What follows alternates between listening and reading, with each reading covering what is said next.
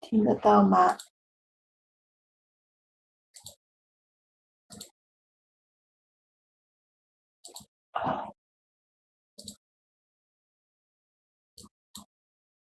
有画面吗？有声音吗？晚上好。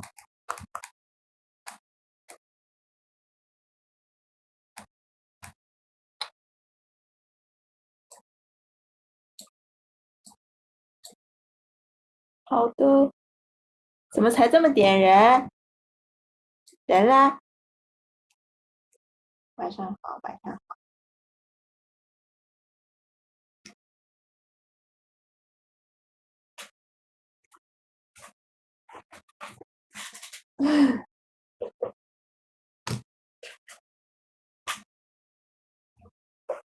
今天我们讲人体和褶皱哈，然后吧，我没有想到教人体竟然可以只用1个小时的时间，所以我们肯定没办法讲的特别全，也特别细。然后因为我们古风嘛，它占画面大部分的比例还都是褶皱，对吧？就是我们大袖子啊、大裙子这种的。所以呢，我们人体部分呢，这回的四肢就差不多就不讲了啊，然后主要讲褶皱。然后但是考虑到有一些同学可能会想画一些袒胸露乳的这样的一些图片，所以我们就重点讲一下胸腔部分，把这个胸锁乳突肌、胸肌、腹肌这些地方给掰扯一下，是吧？然后重点讲一下这部分，然后我们就去转战褶皱哈。然后，那个大家的练习我都看了，就是我们先讲课，然后因为可能这2个小时就是都来讲课都讲不完，然后我们讲完课了之后，有些同学不想听了，就自己撤了，然后我们再看一下，就是上节课教的那个练习作业哈。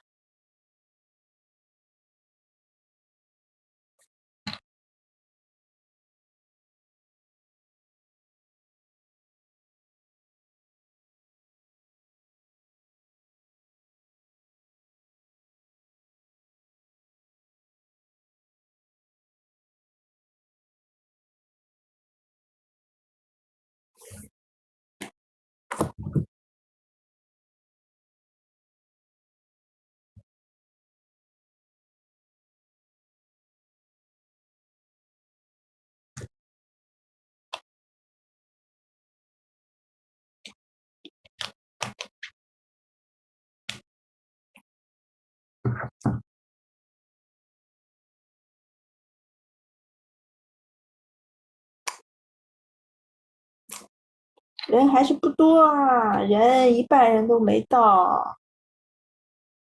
算了，但是我们先讲吧，先不等了，没来的同学看回放吧，好吗？我们开始讲喽，讲一下人体啊，然后其实这个人体大概的头身比大家应该都已经知道吧，但是我还是把这个骨骼给你们拍在这儿了。然后我们人体的一般就是3次的一些成年男性的这个比例，一般都是一些7头身什么的，6头身啊、7头身这种的。但是我们画二次元是吧？直接拿我之前画的一张国体例会，然后给你们拍在这里一看，就是发现我们的画的一些，如果你想让你的这种体型变得更修长一些啊，是不是就会把腿拉长一些？基本上到一个8头身的一个比例啊，就是我这么贴一下，就能够发现我们的腿基本上长了一个头，是吧？那么我们二次元的这个比例基本上就是8头身左右啊，基础中的基础，应该都知道了吧？然后呢，然后这里讲一个，就是我们上半身从这个腰线这个地方，就是从这个画内裤这条线来分的话，分我们的上半身和我们的下半身哈，不算这个头发。然后我们的这个到脚底，就是因为你这个地方是有一定的透视的，所以我们不要从这儿算，这是脚尖了。但是我们人体就是从头顶然后到底部，它这是按脚底这个地方来算。没有，你就只提前了1分钟来开讲嘛，不然的话又要拖到12点了，那不太好。然后这个时候我们就可以发现，就是我们上半身基本上就是一个3个头的一个差不多的一个比例，然后我们的下半身这个地方就是差不多是一个5，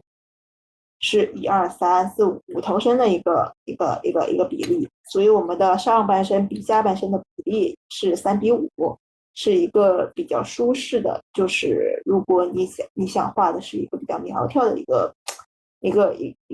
比较瘦的一个帅哥，一个型男的身材的话，那么我们上半身比下半身的是一个3:5的一个大比例。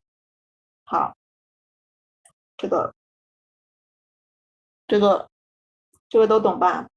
来，新来的同学，我再大概率重复一下，就是我们头身比八头身啊，你可以画的更旷工一点的话，那就是什么9头身啊、10头身啊，就是都行。这不这个头占你这身子里面越小，是不是显你这个身材越高大、越魁梧、越旷工一些啊？那反之，你的头占的那个身体的比例越大，是不是就显得更加的娇小啊？我们画一些女孩子啊，或者一些那个男美女啊，就是可以往7个半头到7个头来画。但是头那个少一些的话，我们大体比例还是会按照一些3:5来做，就是上半身比下半身的比例是3:5，好吧？然后大体头身比讲完了之后，我们就来看一下大概的一个点啊。那么首先就是给大家介绍，就是这个东西叫做一颅骨，这是我们的头骨，我们之后在这里声称为一个颅骨。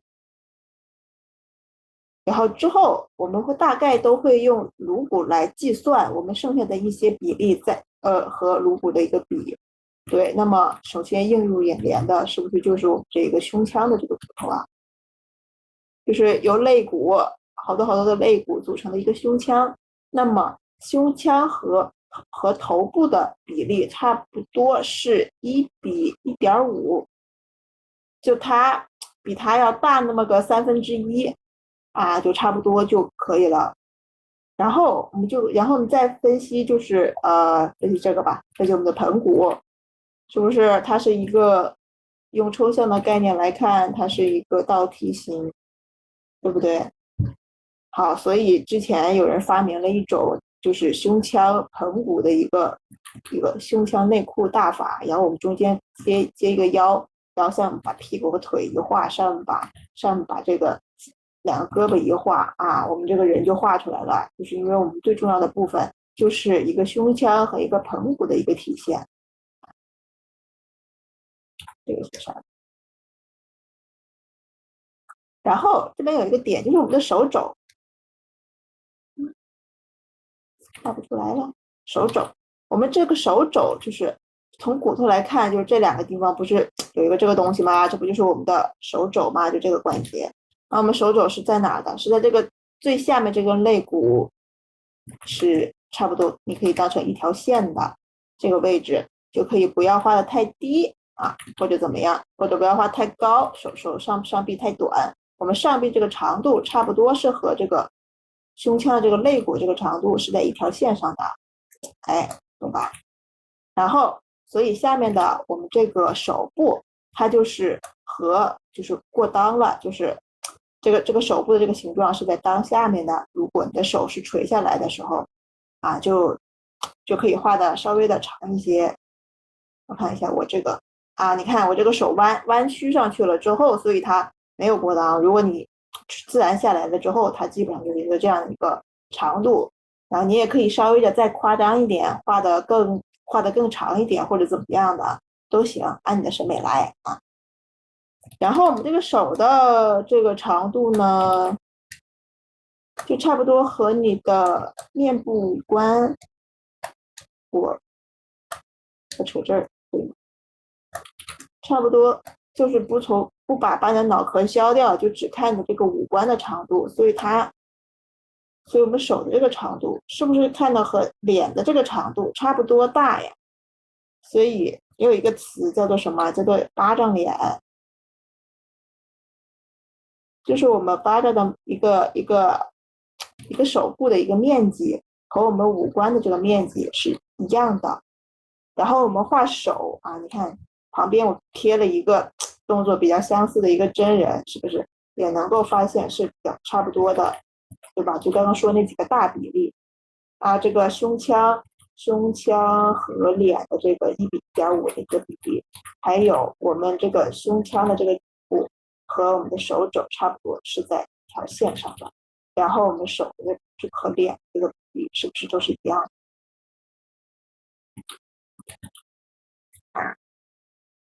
然后下面就是腿，两腿可以酌情的再加一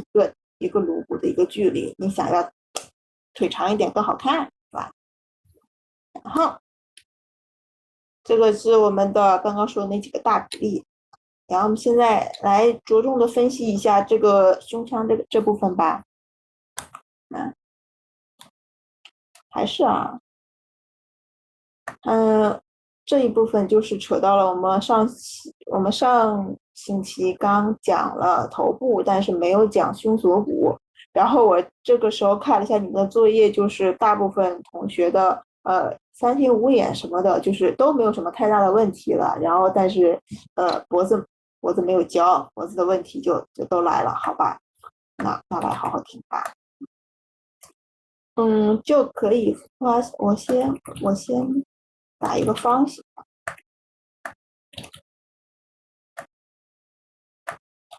这是我们的一个颅骨的一个面积，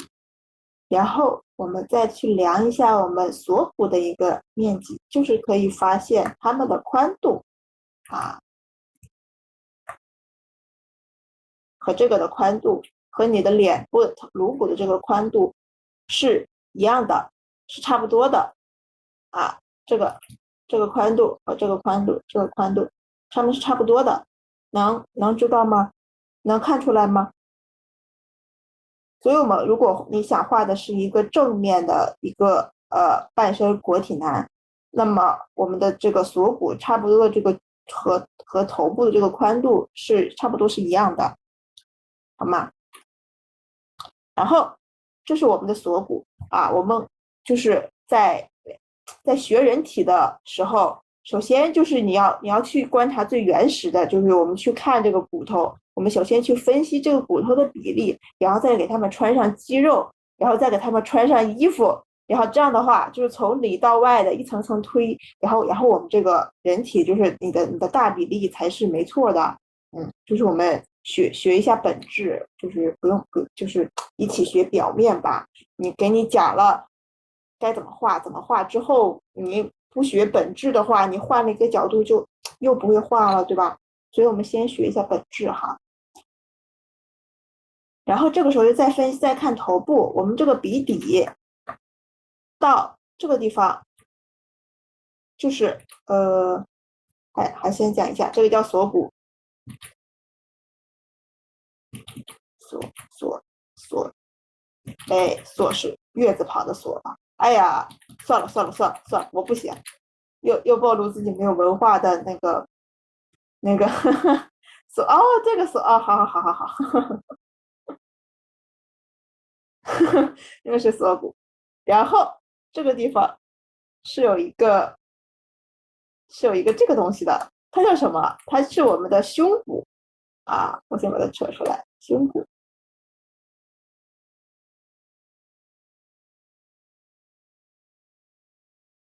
所以我们这个胸骨它是一个这样的一个球形，它上面是一个有点类似于一个宝石，然后下面出来一个长条，那么这个地方就是我们的胸骨柄。所以我们要记住画锁骨的时候，我们画锁骨的时候就大家刻板印象里不都这么画吗？就是中间你要露出一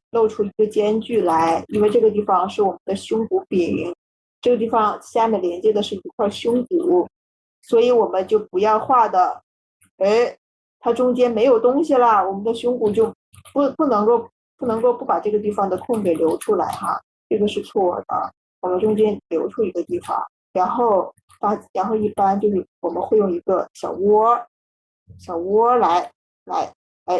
稍微的勾一下啊，然后我们又可以发现我们的画个颜色，或者往这边，我们的胸骨和颅骨差不多，又是相似的，哎，然后刚刚说了，我们的鼻底到我们的胸骨柄这个地方，我又扯出来，我扯出来，发现它们也差不多，哎，所以其实用一些比较理性、比较有逻辑的思维来看的话，你看它们都是一样的，所以我们到时候你去练习的时候，你去检查的时候就很有依据去检查了，你就能够知道，如果你的一颅骨和胸骨的位置就长度差不多的话，那它肯定就是对的。然后我们鼻底到锁骨的这个距离和一颅骨也是差不多的，所以有些就是同学那个头像，那个头像完了之后，它下面他不知道锁骨定到哪儿，你就去观察一下你的鼻底到锁骨的距离和你的头是不是一致的啊？这个验算方法 get 到了吗？我当你们 get 到了，我们速速讲下一个。然后这个地方是胸弓，就是这个地方是我们的胸腔，对不对？然后这些一个一根一根的是肋骨，但是有没有发现，就这个地方它有一个角啊，它这个角差不多是在一个60度到90度之间，它这个东西形成了一个胸弓，也就是说我们的肋骨。那我们如果你画的这个人体，如果它没有就是它的腹肌什么的比较瘦弱，它的皮包骨头的话，那么在它憋气或者是那种情况下，会看到这两个东西。那这两个这个八字就是我们胸弓所呈现出来的，好吧？好来，然后这个地方还有一个小三角，我把它给去掉，看一下，它是呈一个三角状，这个地方叫做剑突。好，你不用记，不用就是目前的阶段不用一上来就去记每一个地方它们的名称，但是你要知道这个地方大概会有一个什么样的结构和形状啊。好，然后我先把这个地方给稍微科普一下啊，然后我们再看一下侧，然后就可以发现就是其实大家都知道，我们的脊椎的这个形状是一个 S 型，对不对？它是首先是会往后面弯，然后再往前面顶，然后这个地方如果有人有骨盆前倾这个症状，它会弧度更大一点；如果没有的话，它就会小一点点，就是一个这样的一个形状，对吧？侧面主要就是看胸腔和盆骨连接的，就是靠我们的颈椎。你看，胸腔和盆骨就是靠一根颈椎去连接的嘛，啊，脊骨腱啊，突然扯了一个，突然扯到了倒回一间，就是这个脊椎它是从头一直往下连，非常重要的一个部位，对吧？然后就可以看到，就我们这个地方其实它是有一个那个肩韧带或者颈韧带，就是脖子那个韧带，所以我们脖子肯定就是在包裹在上面的。然后这个地方是我们的喉结，就是男性的话，这个地方有个喉结，然后它也是这样顶过来的，所以就能够发现，你看我们的脖子它是它是很粗的，就是我们现实生活中的脖子，它是很粗的，并且我们这个脖子的后面这个地方和我们这个脑壳这个地方，它不是这种，它不是一个很大很大的一个头，然后用一个很细很细的脖子给支撑，然后这个地方会有这么大的一个那个距离，它是一个可以相对于说是一个直线的一个感觉，就好吧。然后所以我们的脖子就不要从这儿出了，不要从这儿出来，往后更一点，因为就是我们的胸锁乳突肌后面会讲是从脖子这边开始出的，是从这个耳后这个地方开始出阳，绕到前面来。那么如果你的脖子这么细的话，你的胸锁乳突肌没地方放了，或者是说后面这个地方它没有地方放，所以我们脖子它是比较粗的。只不过有些二次元或者是萌妹画手们，他们会画的更细一些，但是也是因为我们如果画萌妹的话，不用画特别多的结构，所以可以稍微的夸张一些、细一些然后我还把这个胸腔摆在这里，就是因为我们这个胸腔它是由很多个肋骨来组成的，它这个地方全是骨头，都是硬的，所以我提前给你画了。就是我们如果是在弯，就是那叫什么，有点类似于下腰，就是它有点那种感觉，或者是这种弯腰这种感觉，它的侧面它也是同样是有一个这样一个肋骨，它不会是跟一个片儿一样，就是这样的感觉，就是我们的脸，然后我们的脖子，然后它不会是这样的感觉，它是这样子的感觉，哎，懂吧？然后就可以，然后我们像这样如果挺的话，就可以发现我们这条边，就这边，它是一个比较顺滑的一个感觉，因为它撑开了，就是那种你一般扩胸运动你撑开了，然后后面这个地方就会有一个挤压的一个感觉，所以这个地方又出现了一个取值对比，取值对比，好吧？它这种大概的这种趋势，咱们首先要了解一下。好，嗯，然后我们着重的去讲一下锁骨吧。然后时间原因，我直接把图片都给你们贴这儿了。稍微存一下。然后我们的锁骨就是看一下这个俯视图，就能够发现它是有点类似于一个车把手的一个形状，车把手就是自行车车把手的那个形状，它是差不多呈现出它是一个这样的形状，对称，就是俯视的话就可以发现我们的锁骨其实它是分为3段的，并且它是这种往后绕到这个这个地方叫做肩胛冈，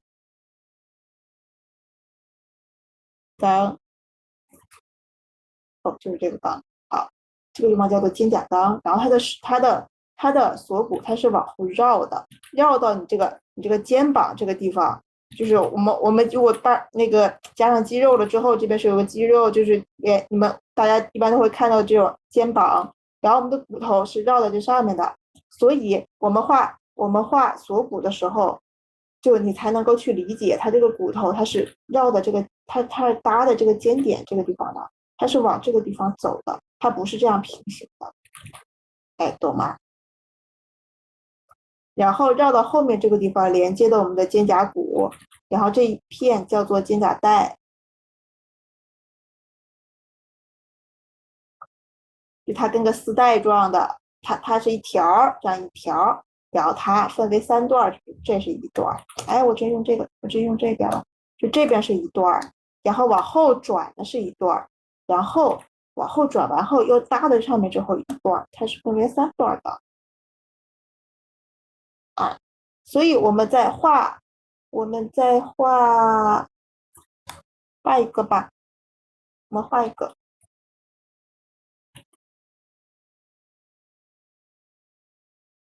朵。你看我们这个脖子后面的，你是从耳后出来的啊，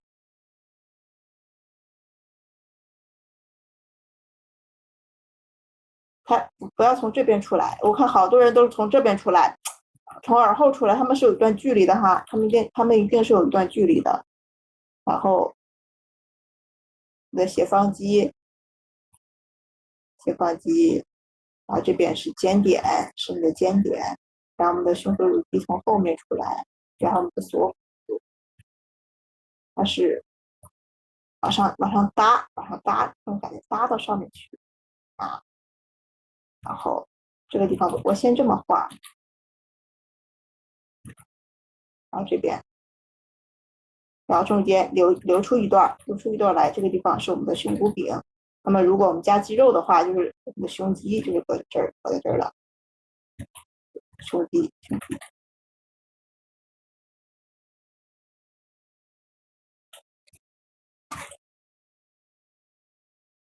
点，然后因为我们的斜方肌，斜方肌的走势是向下的，我们锁骨它的走势是向上的，哎，他们是这样子的走势，然后汇聚到这个肩胛冈这个尖点这个地方，哎，轻轻，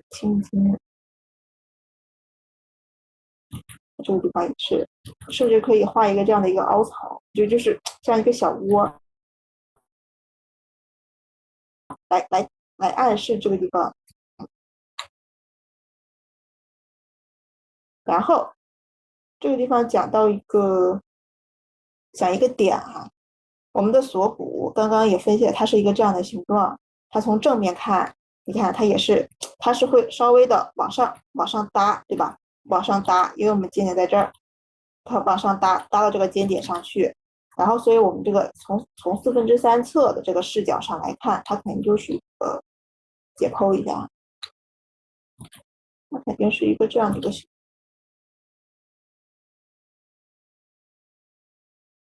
好，搭的这个尖点上面这个地方，出来一个，然后我们连接我们这个手臂的这个骨头，然后它是个圆柱体吧，并且它的这个形状，它是前面就这边靠内侧这个头，它是比较粗的，然后慢慢往上走，它就慢慢的越来越扁，它就越来越细了。所以我们这个锁骨的它这个形状啊，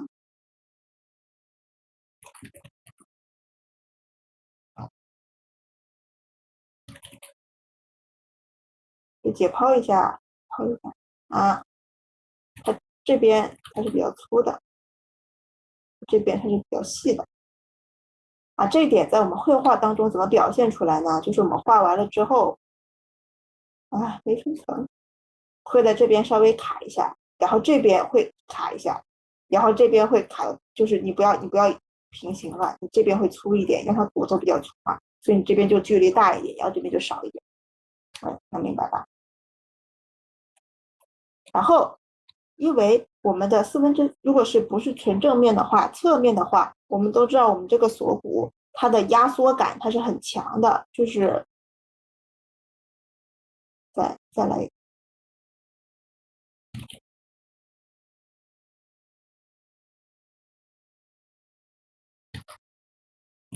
如果这么侧的话，它的压缩感它是很强的。哎呀，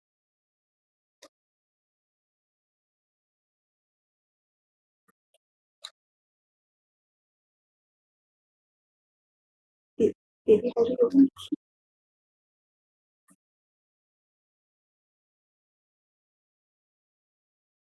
这边的，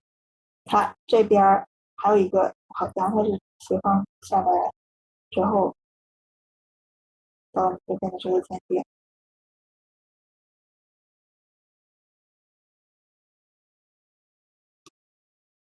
啊，胸锁乳突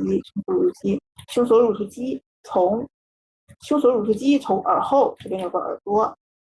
它下来之后，它是分为两束，它这边有一束小的，然后这边还有一处比较大的啊，这个就是非常非常明显的胸锁乳突肌的话，它是就是我们解剖的话，它是差不多是这样的。当然我们平时可以不用画这些线哈，但是你要知道它是这么分布的，或者是稍微这样带一下。那么这边就是这样画，就是它就会显得你的压缩感不强。而我们刚刚解剖了，就也能够发现它里面不是藏着一个锁骨的，是这种圆柱形的嘛？那么如果从这个角度来看的话，那这个横截面它会看得会比较清楚。所以我们画哪一笔呢？我们画这一笔啊，所以我们差不多就是画这一笔。所以有很多那些大佬们，他们画锁骨，他们在这儿的时候，他们是这样子画的。就是有些人他如果不了解结构的话，他可能就会不知道这些线都是怎么就安排在这儿的呢？但是也还蛮好看的。其实它就是这么安排在这儿的啊。然后这边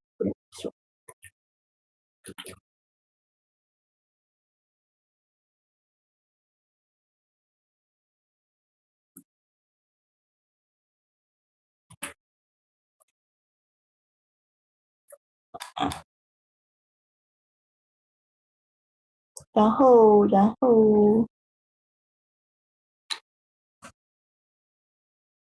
后我们再来一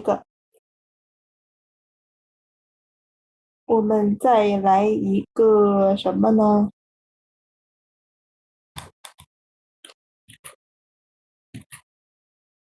锁骨这个部分比较难，多画一个吧。耳朵哈，耳朵，但是从耳后走，画一个有点那种，画一个细的。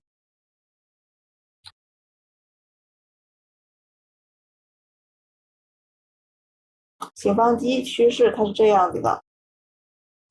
然后斜方肌完了之后就是尖点，然后我们解剖的话，是都是肌从耳后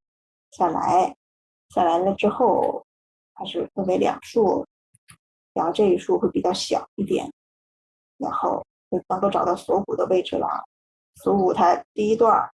然后第二段它会往上耷拉，然后这时就发现我的尖点画的有点低了，没关系，往上耷拉到上面。第二段，然后第三段一般就和你的尖点重合了，因为它搭上去了。然后这个地方就是可以用一些，好，然后也别连起来，就是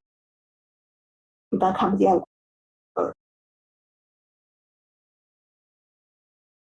然后这边它是分为两处，我看一下，对，看它这边是有一块小的，然后这边它有一块大的，能明白吗？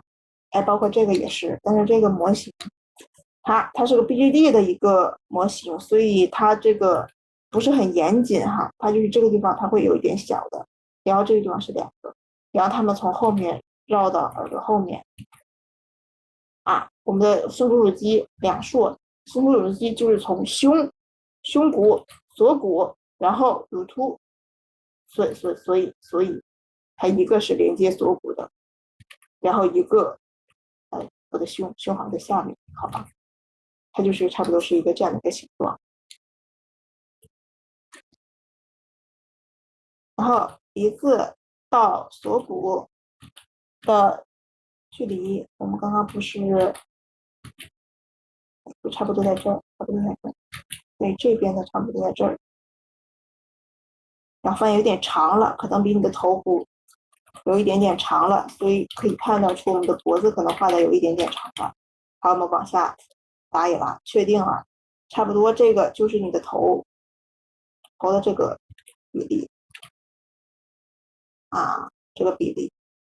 你这个大比例咱就没什么问题，就不出错了，好吗？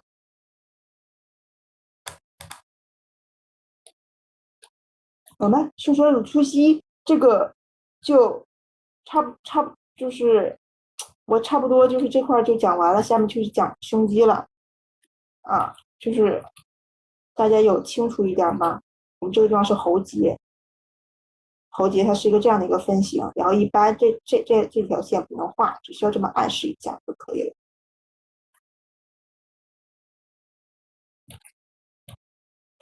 然后这个地方是后面那个头发，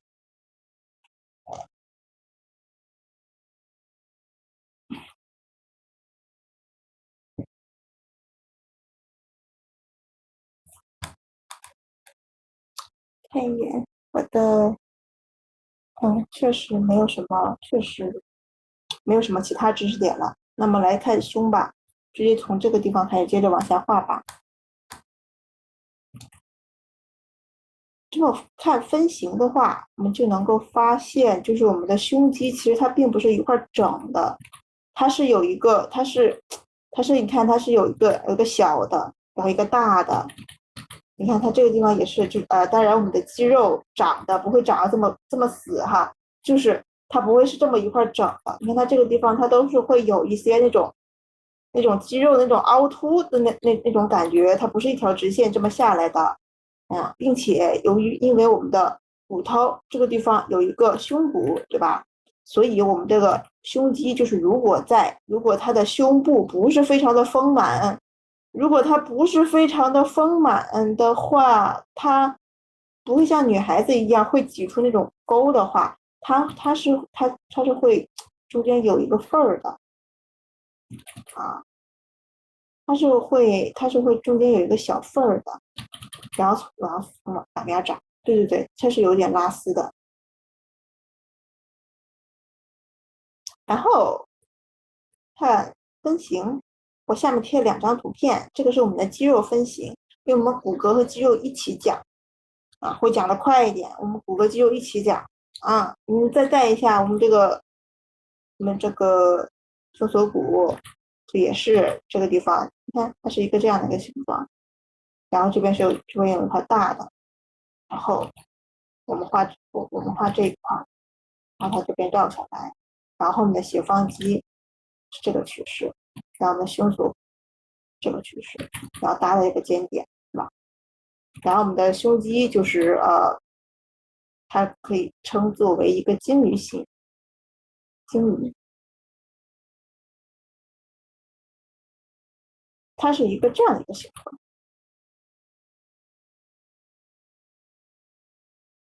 啊，这样一个形状，就是这半边可以看成一个这样的一个形状，是一个方形加一个小三角这样的一个分形的一个形状。所以我们在画的时候啊，包括这张图也是，它是一个这样的一个形状。大概的这个形状，我们先认识一下，是吧？就你在画的时候，你看，你先不要让它，呃我得找一张参考啊，哎，没有参考，可能会稍微有一点点比例不准确，毕竟我也不是很擅长人体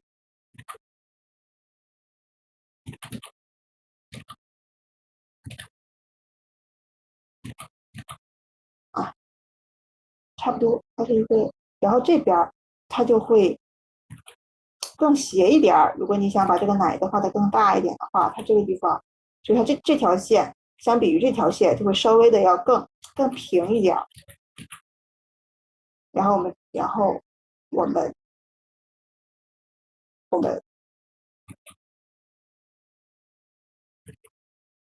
在下面，它是有一个这样的一个鼓三角的，就是我们的这个位置，还有一个小三角。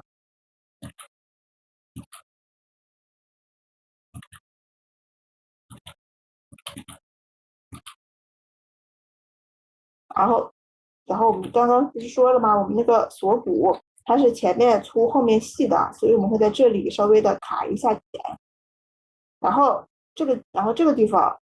是我们的肩窝，这个地方它有个小三角的。哎，你看我们人体身上也有很多的三角，就是它这个地方会卡一下，然后包括这个地方会卡一下，你看包括这个地方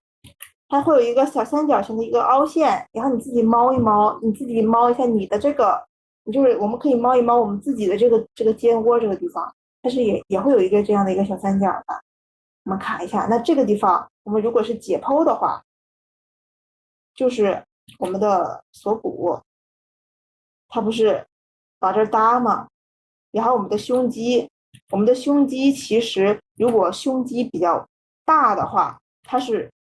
会它会盖在这个锁骨上，就我们这个肌肉是盖在这个锁骨上的，然后到这边来，然后这边是我们的三角肌，然后三角肌的哪一束和哪一束和哪一束，好，它没有细分，但是它整体的盖在这里，然后下面是出肱二和肱三，对吧？我们的肌肉大概分型，了解一下，这个东西是叫三角肌，然后下面的有一个肱二，有一个肱三，哎，所以我们这个地方，我们的锁骨，然后和这个胸肌和这个三角肌的这个空隙，这个地方其实它是没有肌肉覆盖的，它是一个空空的一个地方，所以它就是你覆盖了肌肉和皮肤了之后，你这个小窝有的时候也是比较明显的，所以我们大家才会在这里去卡一个，你看这个地方它会有一个凹进去的，你看包括这个地方，它也是，这是我们的胸肌啊，胸肌，然后这不是我们的三角肌，然后我们的锁骨从这搭上去了之后，这个地方会卡一个，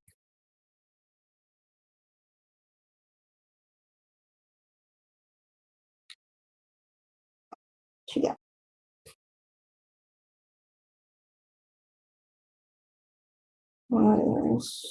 锁骨一般是胸肌后1/3是三角肌起点，就形成了一个三角形的真空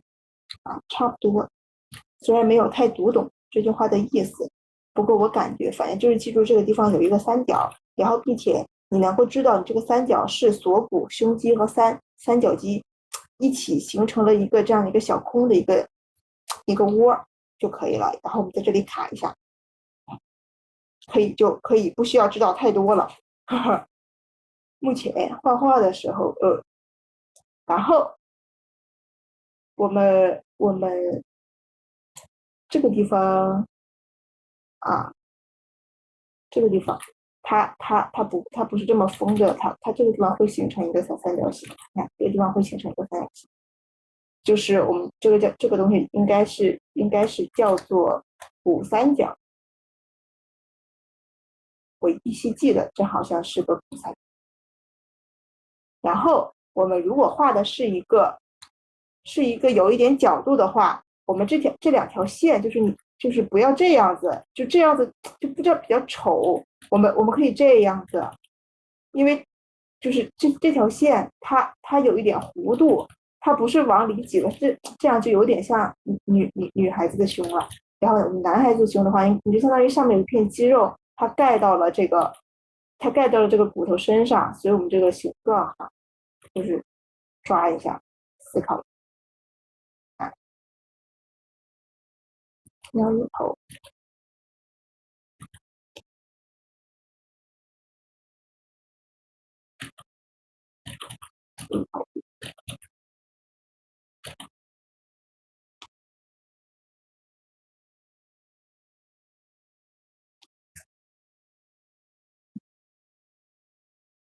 好，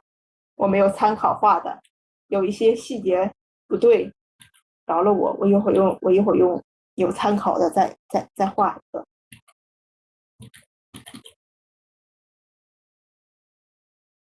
然后我现在没有讲塑造，但是我们要记住，就是我们的这个胸部胸肌，它是有厚度的，就是就是如果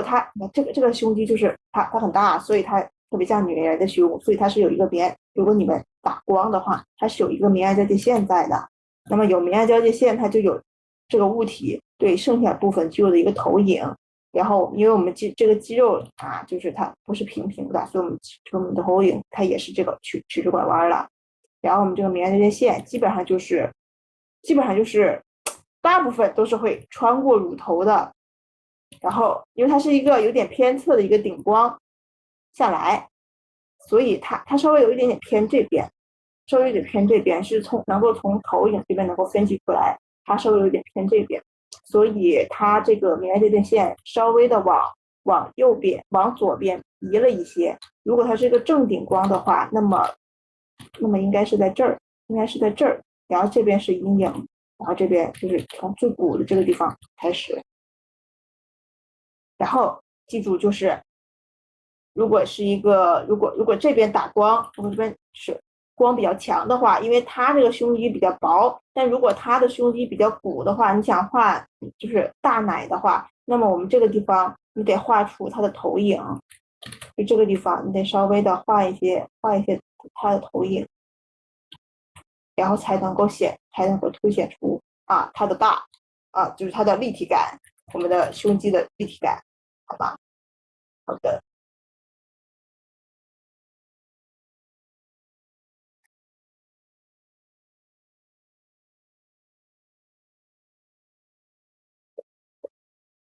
轻一点，好，然后接着来，然后再往下面推就是这个大部的这个形状都能懂吧？然后这个地方它是有一个就是我们这个地方它是有一个骨头存在的嘛，但是一般如果我们画腹肌的话，这个地方会不是很明显。但是也有的肌肉它受腹肌的影响，你看这个地方它稍微小一点，我们就能够看出来它是有一个这样的一个斜线的。那么我们腹肌还是看分型吧，还是先看分型吧。不过这个分型有点太旷工了哈，你能够发现，就是我们的这个地方叫做腹直肌，哎，这一块儿就叫腹直肌。腹直，它是包含的，从这边分，包含着6块，然后上面这个地方就是如果它这个有点低，它这个有点高了，然后我们一般从这边也可以，然后这上面也可以再加一小块，就是8块腹肌，但是一般我们画6块就够了，因为8块的话有一点就排列的就有点太那个什么了，就是包括它这个就感觉也是1、2、3、4，然后下面有一个5、6，就差不多完了。但是它这个，你看，就它这个地方，就这个地方不是很明显。就是如果你要硬算2块的话也可以，但是我们一般就是这是2块，这是2块，然后下面还有一个，然后这个时候就能够发现我们的腹直肌，它上面是2块，可以成为这种方形这种感觉，有4块，然后下面它这个是加一个长形的这种，就一个长形这一块肌肉，然后我们的肚脐眼一般就是在这个地方，肚脐眼在这儿，如果他给他画上肚脐，他的肚脐在这儿。我们定肚脐就是定在我们首先找腹直肌的这个大概的这个形状，就这样的一个形状然后你可以把它分成2部分，这个地方是一个长形的，下面的这个，然后上面的就是它的2层，然后并且每一层差不多是一个小方形，然后就是1、2、3，好，就是三层吧，第一层、第二层、第三层，你每层有2块，所以是6块然后我们的肚脐眼一般在第3块，第3层的这个地方窝一个，然后下面就是我们这个小腹，这个能理解吗？推一下，你看这边也是，你看它是方块，然后下面这个地方是一个长形的，然后我们肚脐眼是在这儿，差不多是在这个位置。然后这就是8块腹肌了，这就是8块腹肌了，因为它上面又练出来了一块，所以它是1、2、3、4、5、6、7、8，它是非常完美的8块腹肌。然后，所以我们的所以我们的这个肚脐就是在这个长形的这个地方的这个地方中间的地方，好吧？这个分形大概的分形有一点印象了吗？哎，所以我们这个怎么画呢？啊，嗯，可以来。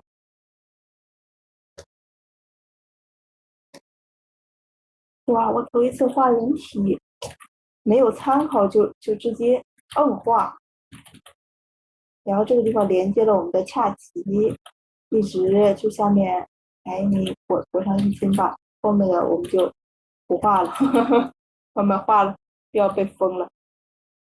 哎，我们的肚脐停留在这儿哈，然后上面有一个、两个，然后这个地方你还可以再修出2块来，如果它够旷工的话，那么分形的话就是在这里它是有2块，在这里是有2块，然后这里有2块长的，吧？分形的话是这么分，但是我们可以不用画的这么死板，我们基本上就是你你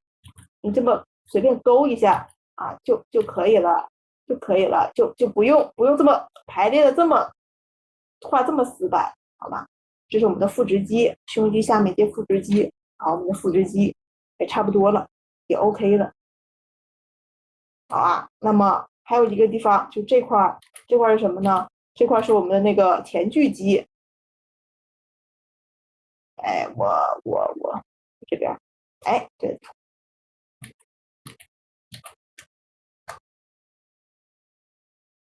哎呀，这么贴心，知道我不会写，已经提前给我打出来了，哈哈，前锯肌，就俗称那个鱼鳞状，它是这样的，是这样的，就是它是有一点这种像鳞片的这种感觉，但是这个也是画的太死板了。我们知道它是这样子排列的，它是从定位的话，你就可以当是从乳头，你找到这个乳头，然后它的稍微的这样一条线走，你看就是找乳头，然后稍微的这样一条线走，就能够找到前锯肌的这个位置啊。它是在这个乳头的45度，靠45上下左右，右下45度，这边就是上下左下45度，好吧？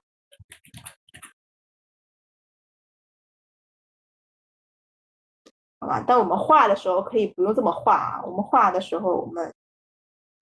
第一个可以画的明显一点，它后面慢慢的我们稍微的点到后面点一个点就可以了，就是你不用画这么死，不用跟8块腹肌一样，我们个个都画的这么死，我们稍微的勾一下就可以了啊，就不用那样。然后我们这个它它有一点就是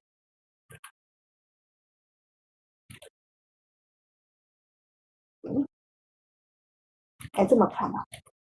是差不多是这样子的，成一个扇形这样分布的啊，成一个扇形这样分布的，然后这边出齿，好不好？又画的夸张了，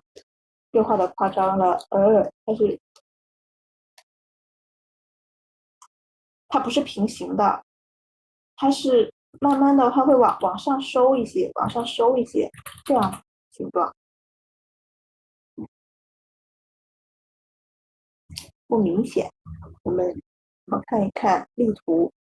当中有没有明显一点的啊，并没有，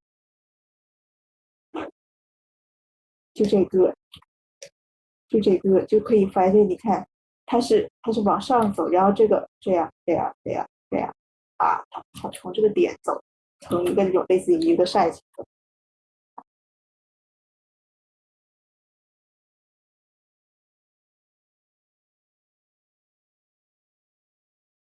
然后我们这个地方补一点，补一点，然后就可以发现，就这几笔是怎么来的呢？稍微带一下，这一笔叫做背阔，涂，其实多去临摹了以后，就能够发现，就是这一笔和这一笔和这一笔，就是我们从这个嘎子窝这个地方下来，然后这边的这个腰这个地方去怎么画，其实就这三笔，那么这一笔就叫做背阔，背阔肌，这就是腰，然后这个地方就是这个地方的肌肉的话，它是到那个好臀，哎，臀中肌、臀大肌那个地方了。但是这个地方有一个点叫做髂棘啊，什么字？髂棘？有没有人打一下？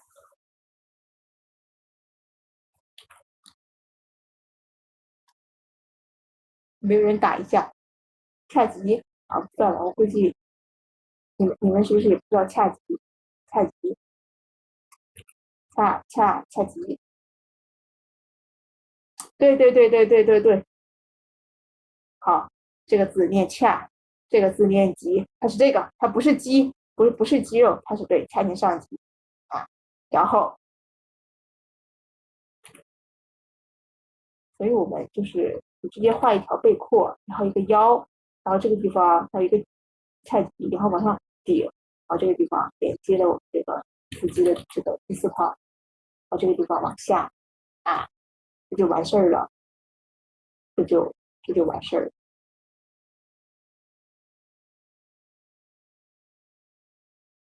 然后下面裹一点浴巾，好，我们的男性人体差不多就是这样。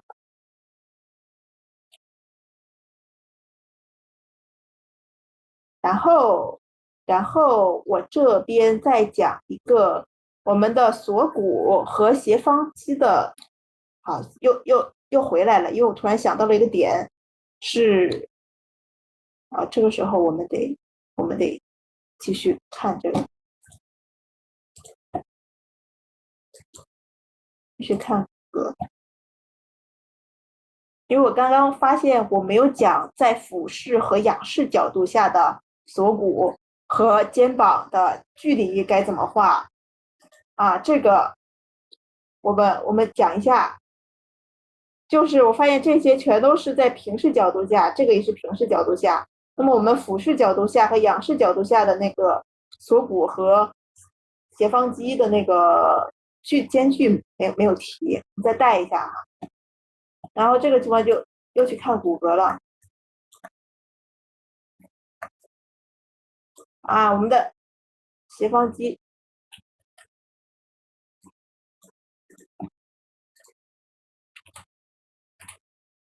来发现这里有，没事儿。如果你要给它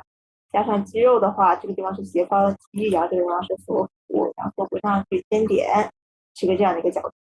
对吧？那我们仰视的话，就是这样就可以发现，我们这个你这个角度应该看不到什么的斜方肌了，你基本上只能够看出骨头了。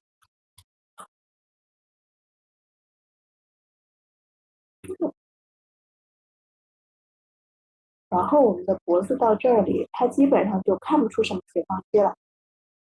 啊，我们基本上就只能够看出骨头了，只能看到锁骨了。我看看有没有相应的人体图片，我直接扯到这里来，然后我们大家一起看，就是平时搜一些这样的图片，有没有仰视？哎，这个稍微仰视一点，但也不够很仰，但是这个时候就能够发现，就是你只能观察到这一块就是我们的锁骨，然后我们斜方肌和锁骨的间距就会变得很小，你就只能看到这一点点，就不会看到很多了，懂吧？看来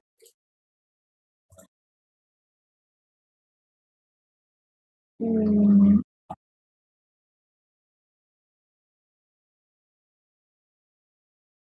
仰视，仰视，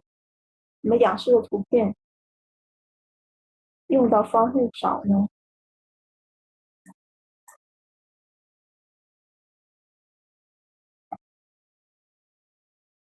没事，我来画吧，再画一个仰视哈，还有小短片，就在这画，再画一个仰视。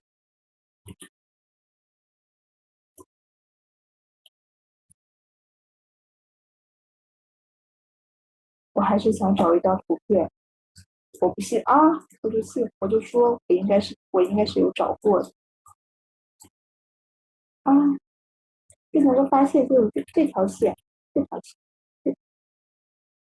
啊，一直连着的线，它这个夹角就会很小，你不会看到很多了啊。那反之，如果我们是俯视的话，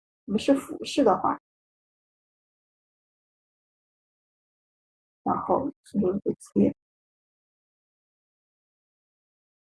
那么我们这个感觉，就是你那个这个感觉，就是会尽收眼底呀、就是这个形状，这个车把手这个形状，就是它会换一个，然后换一个角度，它会这样，然后尽收眼底啊，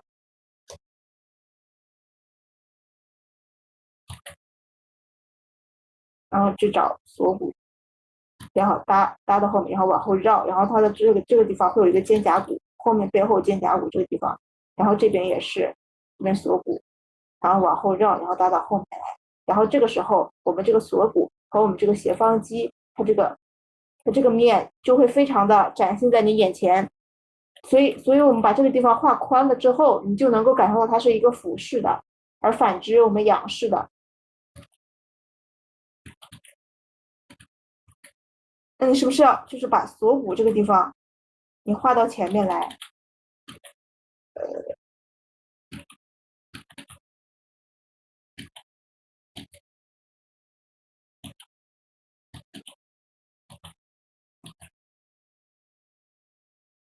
啊，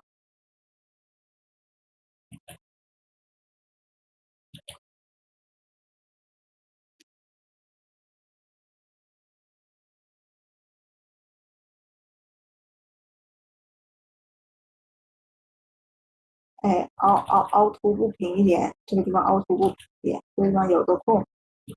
然后我们的身体尾肌连接到这个地方，然后肩底盘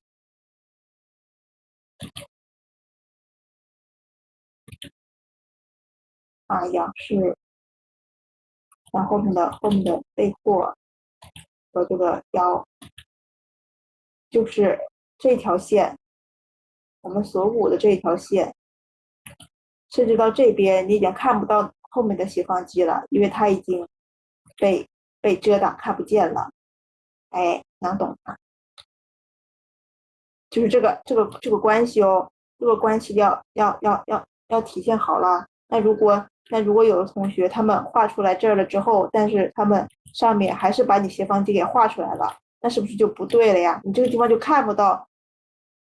这么大的距离了，你就看不到你的斜方肌和锁骨之间的这么大的距离了，它会被压缩了。所以我们把脖子这个地方弄短一些，然后把这个胸遮挡的多一些，你这个仰视的感觉就出来了，好吗？然后我们看这张图也能够分析出来，就是这条我们胸肌这两个胸嘛，我们这条线，哎呀，好，我们这条线和这条线，它的趋势，你看它们的斜度、倾斜度是不一样的。它这边它是这样的一个倾斜度，这边就可能是它更多更平一点。那为什么也是我们就是这个角度差？因为这边的时候，你看它的这个侧面感会更多了，这边的话，它的这个正面感会更强一些。然后这个倾斜的角度差，你就是得有意识。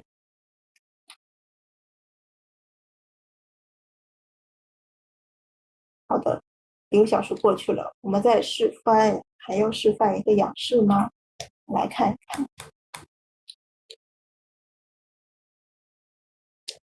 嗯，算了，仰视那个，我相信大家刚刚应该已经有一点点的印象了。我们稍微的讲一下这个手臂啊，就是稍微讲一下手臂吧，就是这里面的细分的这些肌肉结构，我们就不细讲太多他们的骨骼和肌肉这个我们就讲就是首先这个地方是肱二，然后后面这个地方是肱三，然后它们中间它这个地方分型的话，看这地方是肱二嘛，这个地方是肱三嘛，然后它们中间会加了一个东西叫做肱桡，不要忘了肱桡肌它们中间有个夹角，然后我们从而外形的话，就是它是有一个这样一个穿插，然后就可以发现我们的手臂它是一个什么形状呢？它是一个小猪佩奇形。好，我也忘了小猪佩奇什么形状，反正这边加了一个眼睛，它就非常的像一个小猪佩奇。就是这样的，就这样的。所以我们画手臂就是不要这样，不要画成这种括号这种感觉。就是我们也要注意它手臂形状这个取值对比。我当时就是因为看到了这张图的这张图的形状很好看，对，然后你发现它这边它是比较平缓的，而这边因为它有一个内侧的一个肌肉，还有一个内侧肌肉挤压，所以它这个形状。但是虽然是肌肉，但是我们也可以就另方物圆嘛，所以我们这个地方这个角就是你要画成那种直，然后这边有个窝，然后这边是那个手肘那个鼓点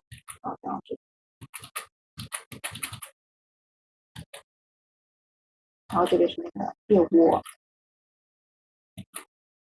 然后我们这个三角肌它是这么绕过来的，就抬手的话，就这个形状啊，那加一个眼睛就变成小猪佩奇了，就是这个形状，就是不要画成这样了，就这样花瓶不好看这样不好看，我们画的直加一个就是取值对比其实我刚刚说了很多，但是我在画的时候就也能够发现，就是比如像我这个地方，我就这个背阔肌我就会画的曲一些，然后这个地方腰我就会画的直一些，然后这个地方我就可能就会画的曲一些我的就是那我就会画的这样曲一些啊。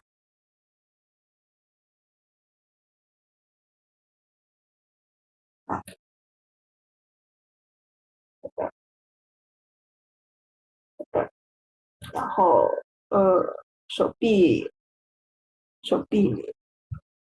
没有参考，里面加一个吧，这边有个手臂，然后这边，然后它这个地方不是有个肌肉吗？然后这个地方就会画的直一点，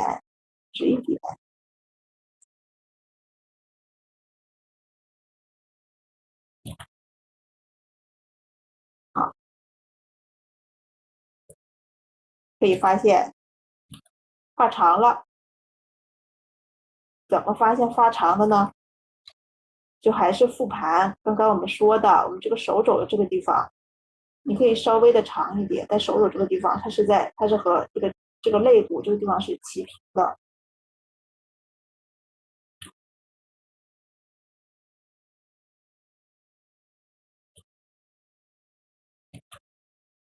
这个地方加手，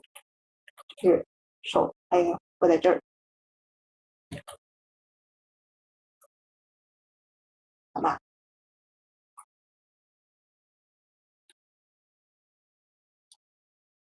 好的，到1个小时了。我原本就只想讲1个小时，因为我们后面要开始上褶皱了。今天的重点其实是褶皱呀，人体就是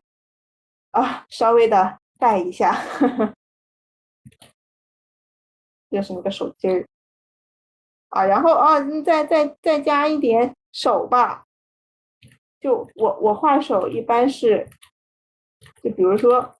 我画这几条关键线，每一条线它是一根手指，然后我就刚开始画这条线，这3条线，就我们手指不是有的时候为了好看，它可能会两折，对，两折。有的时候为了实用功能需要，我们会画3折，对吧？然后你就是你2折也行，3折也行，你先这么画上，然后画完了之后呢，我们再给它去加一下口，加一下口，这边也是，哎，它能保证你的大比例没有什么太大的错误。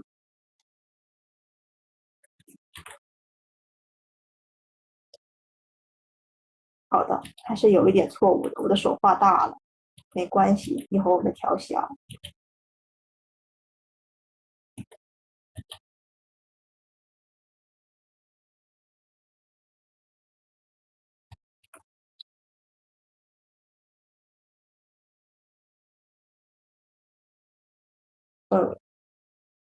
好像这样，哎，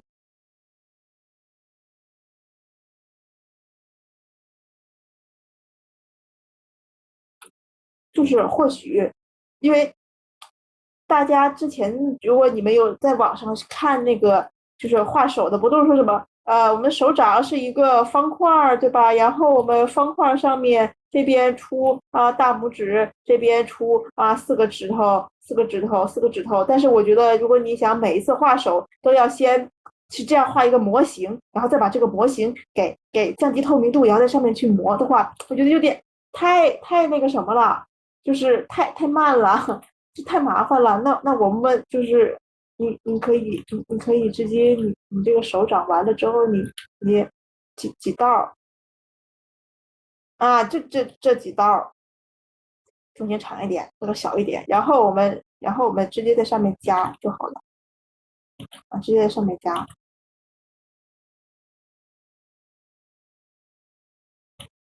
然后这4个指头从这个面出，这个大拇指从这个面出，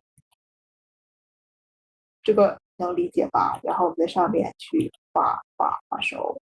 然后这个地方开始画一点手。好吧，我觉得这个方法还是蛮实用的呢，就是因为毕竟你的每一条线就首先确定了你4个手指的，就是你的摆放和姿势。老师，跨步简单的画法怎么画呀？跨步简单的画法，跨步我们看形状，就是它从这个地方，它是一个这样的一个形状，它是一个，就我们腰部下来，我们腰部下来了之后，它这个地方，它是有一个这样的形状，就这么画呀，就这么画，就是你把这个点找好了，你把这个点找好了，因为有的男性他可能背阔肌会比较大，所以他的腰部会被压缩的很短。但是有的像有的，我去，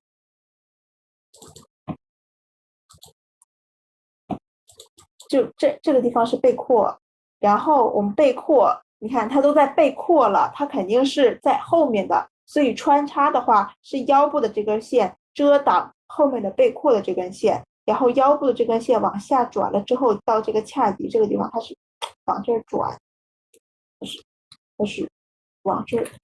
背阔，它在后面，然后我们腰部这根线的穿插是腰部这根线来遮挡后面的背阔，然后腰部这个地方就可以让它往前转一下，然后这边可以到这是什么形状？如果我们用图形感来看的话，它画一条竖直的叶片嘛，然后这样挤，这样挤，然后这边和这边就是这不就连接的那个男性生殖器官嘛？它不就是差不多是一个这样的一个趋势啊？然后这个地方就开始连你的屁股了，然后这个地方画胸，我这么反推的话，我们大概的分型，把胸，然后这个地方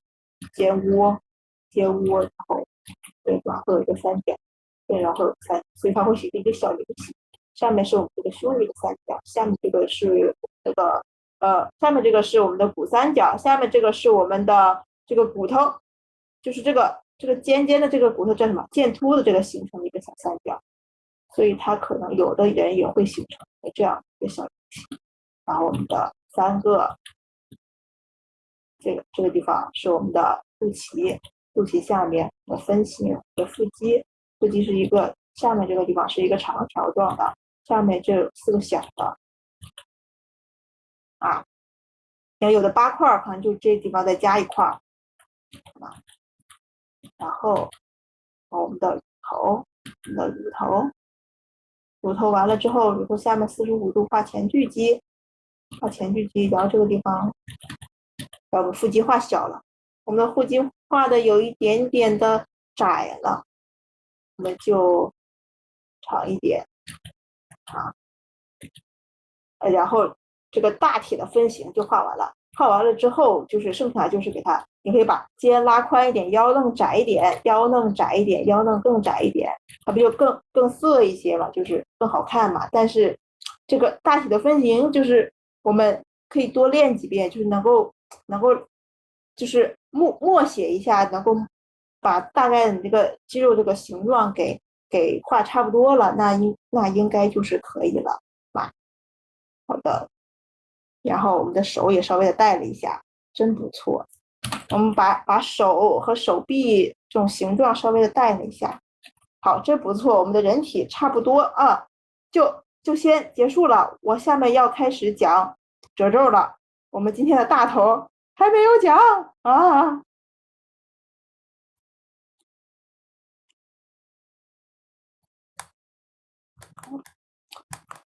褶皱，因为毕竟在画面占比当中，还是褶皱占的会更多一些所以我们的腿呀、那个屁股呀，包括背面啊什么的，四肢啊，就是大家之后可以上网再去搜一下，就是因为毕竟我们的人体非常重要，不然也不会有专门的老师开一期专门的人体课。但是没办法，我们在这期课当中就只能够讲这么多了，然后我们现在就开始来讲褶皱那褶皱，首先我们第一个就是分析一下出褶点就是分析我们的，就是从这两张穿的特别简单，就是比较贴身的这种衣物来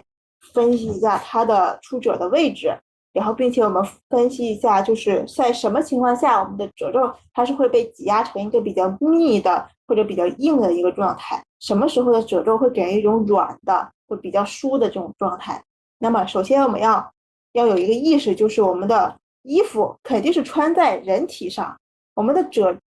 皱俗称就是布料嘛，那我们的布料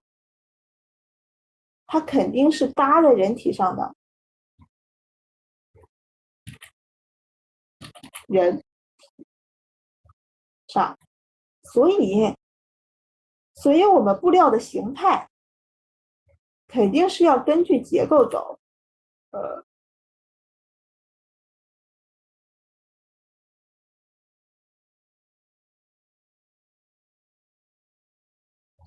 根据结构走，根据我们的人体结构走。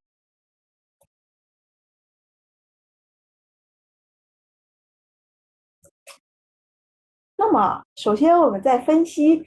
就在画布料的时候，所以说为什么还是要带一点人体的知识呢？当然，我刚刚讲的比较细，因为我直接把肌肉的分型和一些就是怎么表现的手法都讲出来了。但是，首先我们大概需要了解的就是，你必须得知道你的人体它是一个体块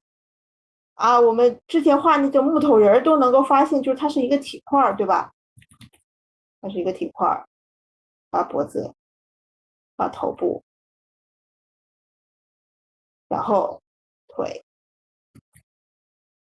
那么有体块，它就会它首先你要分析体块的话，你要知道就是首先我们要建立一个我们的体块的话，它是有一个正面和一个侧面的，它是有一个面的朝向的一个变化。哎，明白吧？好啊，首先建立一下这个意识，然后就是我这里也写了，就是与皮肤贴合的地方是不出褶的。就我们单单分析这个 T 恤的话，就能够发现，就是它褶皱都在哪呢？都在这儿，对不对？然后相对于这儿的话，它这个地方，它这个地方，它整体会比较平坦啊。那为什么？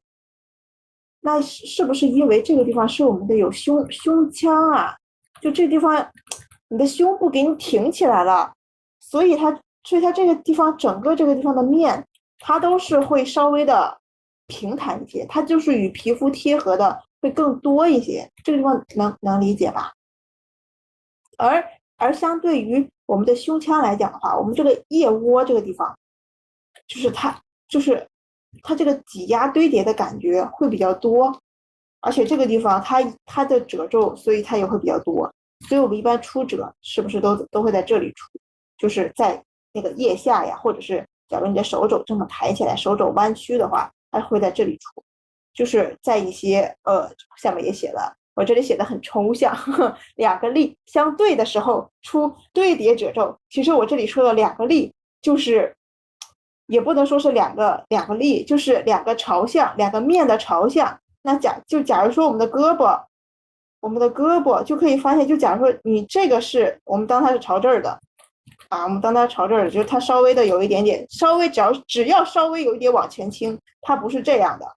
就是我们的手臂，这是手，1、2、3、4、5，好，这是手啊。它这么看的话，我们分析它是朝哪儿的？它是朝上的，它也是朝上的啊。所以这个地方可能会出一些褶皱，它可能会出一些褶皱，可能是因为它这个手臂在伸展。而伸展出来了之后，你原本的堆叠形态的一些褶皱没有反应过来，因为它的那个弹力不是很足的那种。那只要它弯曲有折叠的话，那像它这个，它可能就会朝下的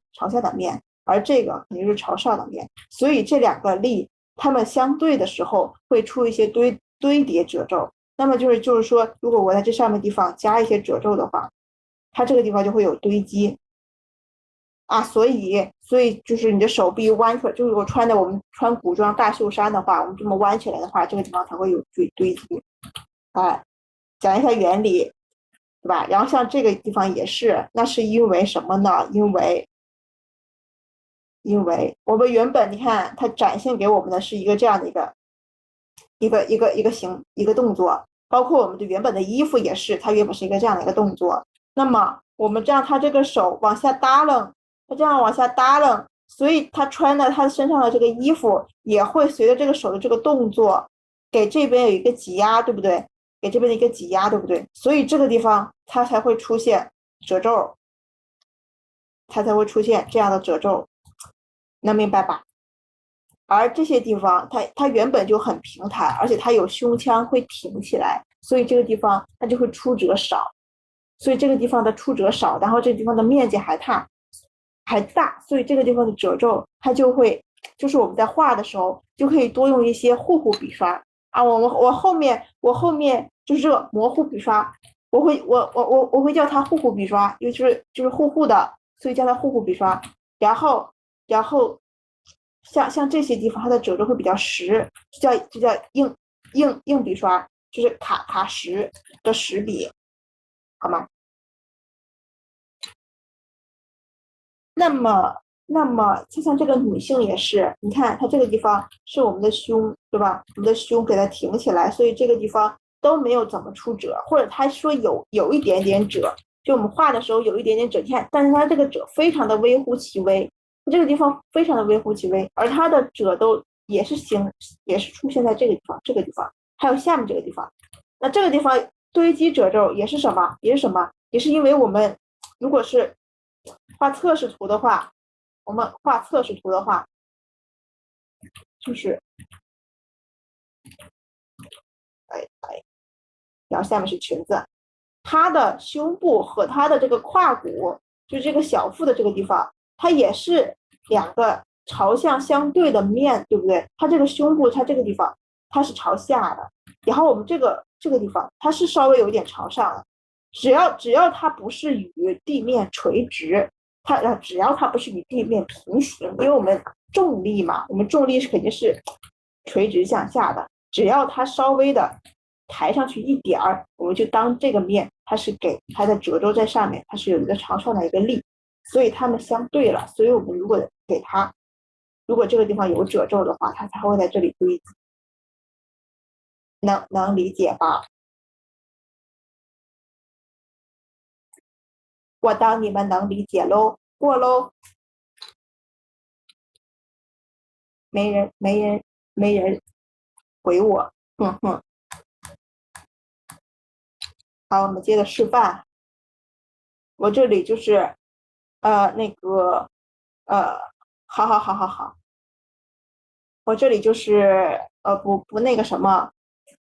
快一点，所以我们直接把人偶摆上去，然后我们直接画褶皱啊。然后这里就是拿了两个模型啊，然后一个是稍微有一点挺胸的，一个是稍微有一点驼背的。好，这个驼背比较多啊，就是我们示范，就是你看，如果你要给他来加衣服的话，那我们这个地方会画褶皱吗？不会的，因为这个地方很平平的。而这个地方会画褶皱吗？它与首先把这个重力，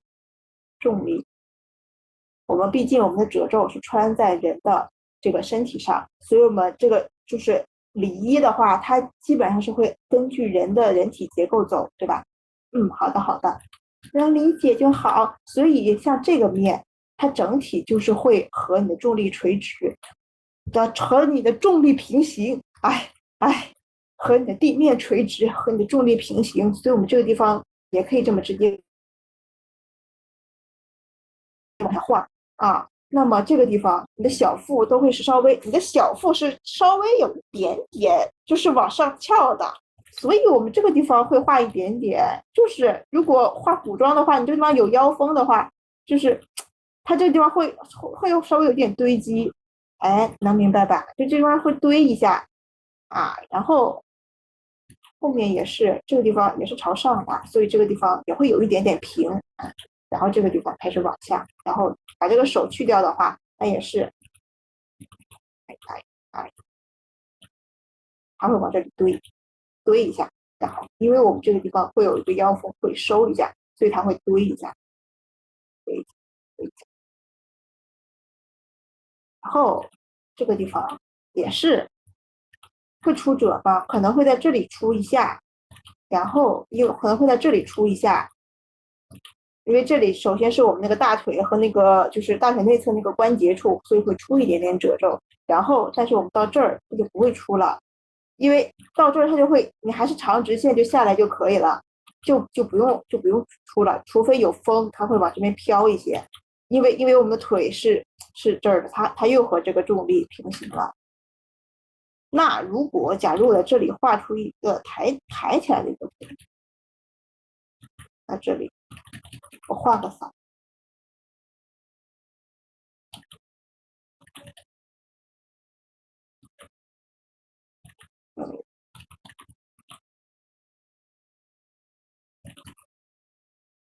好，简单的画一下，我就当这边有一个抬起来的一条腿，那么就可以发现，就是这个边是朝上的，所以这个地方哎呀，我画的有一点太过了，太过了，所以这个地方肯定会出褶，这个地方肯定会出褶，然后到这个地方又平了，然后到这个地方它往下，这个地方就会出现堆积的褶皱，因为它这个地方是向下的，这个地方是相对的，所以它这个地方会给它一个挤压，它这个地方就肯定会出一些堆积的褶皱。哎，能懂吧？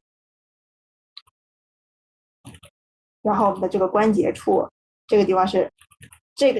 一条边它是一个向下的，这一条边它是一个向上的，所以我们这个地方就是也是有一个挤压，所以它这个地方也会出褶。好，呃，它上面肯定还会有上面的裙子耷拉下来，但是我就是给你示范一下，因为耷拉下来它就都挡住了，所以这个地方也会出一个其他的，然后后面会是这样。我画的好死板啊，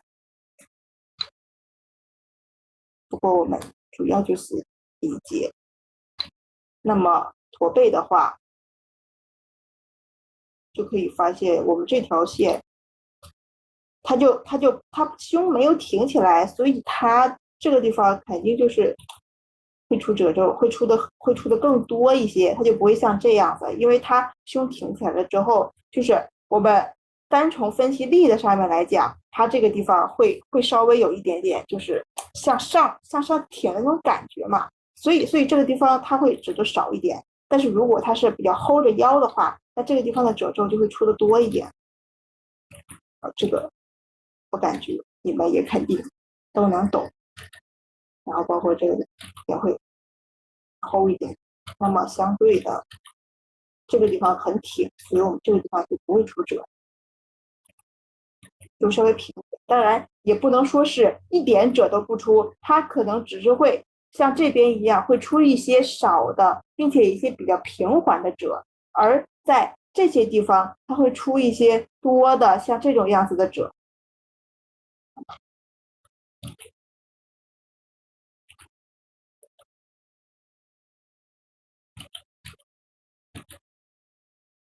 然后感觉在人体上面加褶皱还蛮那个什么的，蛮解压的。然后包括这个地方也是，你的手臂弯曲了，所以我们这个地方垂下来，它会出现一个这样一个堆积的一个褶。然后我们到这个地方，因为这个地方又是我们画褶皱的时候，你要想象你的布料是盖在你的人体结构上的，所以我们画的时候，你像这一笔为什么它平的呢？因为这个地方它与皮肤贴合，这个地方为什么会出褶皱？因为我们的手臂在这儿呢，我们的手臂在这儿呢，它这个地方没有贴合，对不对？所以这个地方会出一些这种堆积的褶皱，而这个地方它力本来就是在这儿的，而我们手臂它的朝向本来就是朝上的，然后我们这个本来就是我们的布料搭在上面之后，所以它们完全贴合了，所以这个地方就不会出褶皱了啊，就不会出褶皱啊。当然，如果你在上面又搭了一块布，你在这上面又搭了一块布，然后刚好到这儿了之后被挡住了，那么这个地方就会出现一些堆积的一些，就是这两个点，就是咱别搞迷糊了。我感觉我好像用了一些很高深的话去说，但是其实道理也就是也就是也就是与皮肤贴合的地方不出褶，因为它被撑起来了，也就是我们的人体，我们褶皱盖在人体上，所以我们能够撑起来的地方，就是能够被人体胳膊胸啊那种腿啊撑起来这些地方就不会出褶，它就是平平的。而在一些关节处和在一些它们没有这个，就是这块，你看我们腿在这儿呢，但是我们自由落体的布料可能会垂直搭下来，所以这个地方会画一道褶子，然后如果布料再软一点的话，可能会画一些更多的一些褶子。好，好，好，我们第一步这个出褶点说完了，那我们第二步就是三种褶皱形态，然后这个，哎，感觉上小红书一搜全是，全是，所以我也是稍微的带一带，就是像这种形态，其实就是大家分析那个褶皱都是，就是第一个就是寻找受力点嘛，寻找支点嘛，然后其实就也是很普遍的，就是一个支点、两个支点，还有一个包裹的感觉，好吧，这个图，才发现画的好草啊，哎呀，当时好像草草的画了一下，就是一个支点的话，它就是跟一个丝巾一样，你拿了其中的一角，它就会是这样，它就都是垂垂的，然后我们两个支点的话啊，这是一个支点，这是两个支点，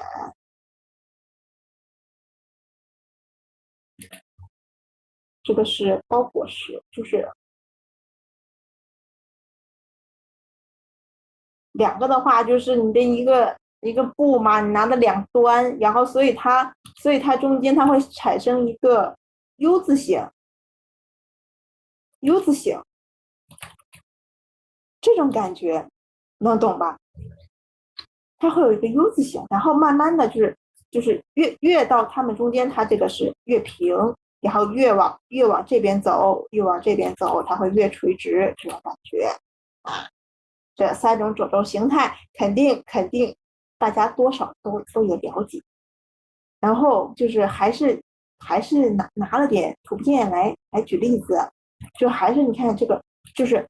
披风的话，我们尖点肯定就是一个支点，然后往下垂直，它就是没有什么太多的变化，它就是往下垂直。那你这个地方它被挡住了，但是也能够发现，如果这边给看出来了，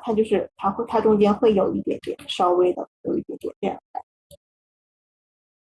啊，课件当然会发呀，课件不是每节课都会发吗？然后这边也是，它是垂直的，垂直的，垂直的，没有什么太多的，就一个支点，没有什么的。因为我发现就是大家可能画褶皱，就是大家可能都会知道这些，但是大家可能看图片的时候，无法从图片上面去分析这现在的褶皱是几个支点的啊。那不像比如这个，其实我们的支点就是我们人体骨骼当中的一些骨点，你可以说是一些骨点，或者是就是非常典型的，不就是一个尖点嘛，尖点。然后如果女孩子的话，她这两个胸肯定就是两个胸点嘛，对吧？然后然后两个支点的，我们到两个支点来说。然后你看它这也是，它就是都是往下垂的呀，就是往下垂的呀。然后在这个地方可能就会稍微的带一点点这种往这边绕一下，然后有点包裹的感觉啊，都是一个支点的最好讲吧，它就是往下垂就好了，就往下垂就好了。然后但是我们往下垂怎么画好看？你不要非常的平均啊，你不要非常的平均，这么往下垂和窗帘似的。我画一个窗帘，我搁这儿不好看，不好看。像这种很简单的这种东西，怎么样画的好看？其实就是还是一个是疏密，疏密就是节奏，就是你看我这随便画了这5笔，就能够发现，就是这两笔它空间比较大，然后我这一笔的话它会比较细，一个支点的话，你画好看，咱不就这样，好吧？啊，两点受力。啊，这不就是一个支点说完了，我们说两点啊，就是俗称就是画 U 字形的褶皱，U 字形或者 V 字形，怎么地都行。就是一个支点尖点是在这儿，还有一个支点就是我们手臂如果是垂下来了之后，我们这个褶皱不就是垂的嘛？那我们手臂抬起来了之后，它是不是相当于是两个点了？啊，我们肩膀是一个点，我们手臂是一个点，然后我们中间是手肘。它是不是两个点啊？所以你看它这里的褶皱，它是稍微有一点点 U 字形的，对，就只是我们不能说是一个非常标准的 U，但是它肯定都是一个什么样的趋势呢？它肯定都是一个这样的一个趋势，对吧？它肯定是一个这样的一个趋势，对吧？所以我们画那些大袖子啊什么的，我们肯定就是一个这样的趋势，而因为它这个就是它这个地方还有很多堆积，是因为它这个袖子肯定很长，然后它得怎么，它得往上箍一箍，因为露出这个手，因为我们一般大袖子，你看，就我们画正视图的话，我们来 PPT，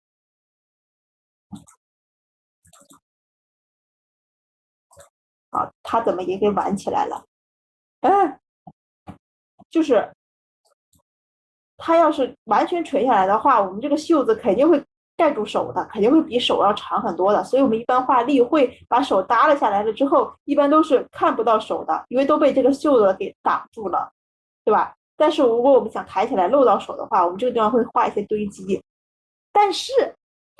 我个人认为，因为我们画面中不是说嘛有曲直对比，所以我会喜欢把这个地方就主观处理的，让它不会有这么多堆积。因为如果你这个地方你本来就有很多，就是这个地方本来会有很多褶，它这个地方没有什么褶，但是我们这个地方不是因为挤压所以会出褶嘛，所以我们这个地方就不要再有褶了，我们就会让它什么地方都有褶的话，我就会感觉到他好累哦，就是他穿的这个衣服怎么这么累赘呀，对吧？所以我把它稍微扶起来，看，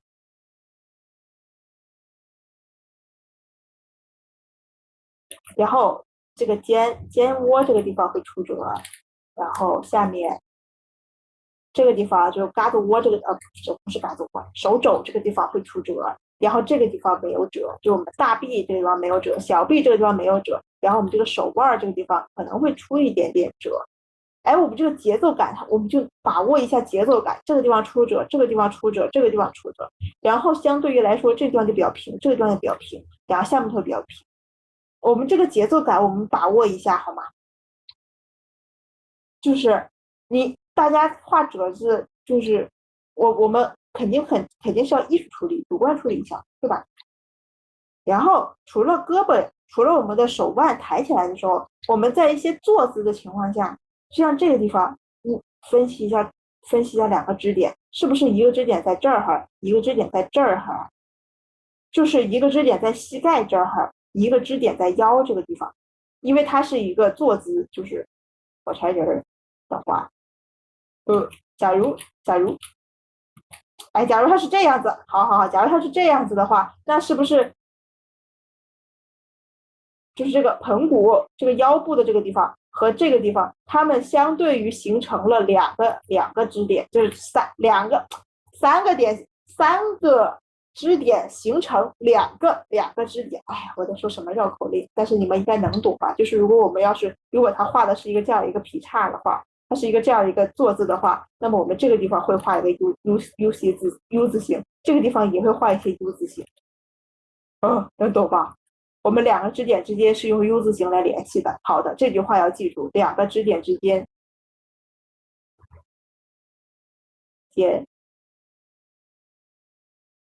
用 U 连接。哎，终于总结出一个大家比较能称之为干货的一句话了。哎呀，不容易啊！两个支点之间用 U 字形连接，所以假如我们在这里再加一个支点的话，那么它和它之间也是用 U 字形连接的，好吧？它就是这样的一个情况，好吧？如果这边再加一个，它也是 U 字形，好吧？所以看它这个，看它这个，看它这个，你看它也都这样，都要这样情况。然后我们它到下面之后，它如果它这个布料看起来就不是很软，看起来就是那种就是有一点硬，我感觉它有一点硬，所以它这个地方它会撑的比较平。如果你画的是一个软布料的话，你这地方还可以再出一个褶啊，都没关系的，都没关系的啊。然后你看这个地方，它下面这个地方，就这边它的面向朝这儿了，它不像这边一样，它会受到这边的力的这边一个支点的一个牵扯，所以我们这个地方，我们这块我们就当只有它一个支点，所以我们直接就画一些下垂的就够了，好吗？这么分析，哎，那把它稍微的下一个吧。那假如这个地方，它这个地方被石头给压住了。假如我们把这个石头去掉，我们把手在这儿，把手在这儿，然后上面盖了一个布料，然后的话，那这样的话，因为它有一些透视的影响，所以我们尖点算一个支点，然后这个手臂算一个支点，那么它会是什么样子？它肯定会这样，它肯定会这样，就是它会是一个这样的感觉。然后上面的平调，上面我们给它打平，因为上面什么？因为上面的褶皱与这个皮肤贴合，所以上面的手动平一下。无论是从你的节奏感出取值对比，取值对比它直了，这些取了，一个取、两个取、三个取，够取了，取值对比还是从与皮肤贴合的情况下面，就会出的少一些。然后下面这个地方，这些地方都没有皮肤了，都没有人体结构了，所以这个地方会出很多褶，所以它会是一个这样的一个形状。哎，好抽象啊，好抽象的几笔啊，大家能理解吧？能理解吧？能理解吧？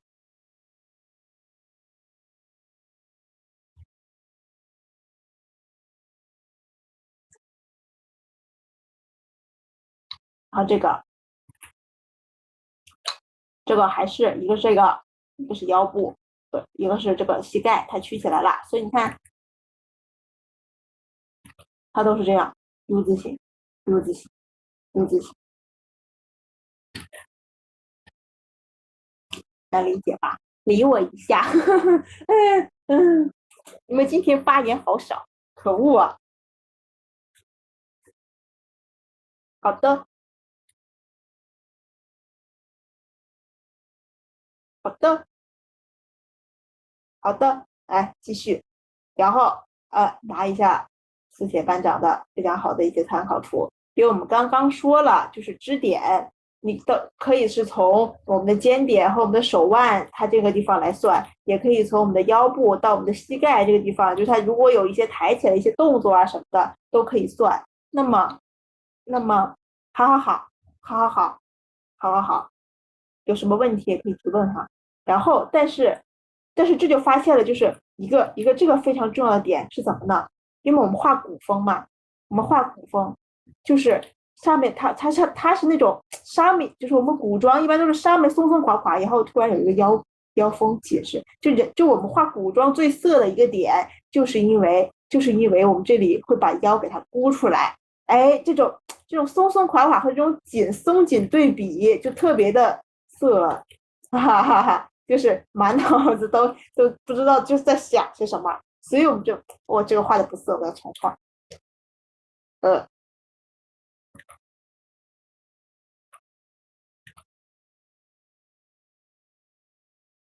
好，说的跟重画这个画色一样，哎，算了。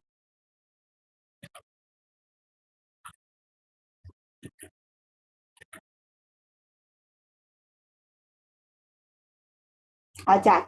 如它这个地方是个腰封，然后上面这个是胸哈，这个是胸，然后这个地方有个腰封，然后下面它不几块布吗？它不是一般就会是两边有一个，然后前面会有一个挡着的一块布嘛，然后依据在哪儿？依据在这儿呢，就是我们一般这个地方的布怎么画褶皱呢？放个色儿，一般也会形成两个支点，就是也会画一点 U 字形，就为什么呢？就是因为我们的人体，因为我们的这个，它没有腰封的这个情况啊，它是一个特别松松垮垮的，你可以当成一个浴巾，你可以当成一个浴巾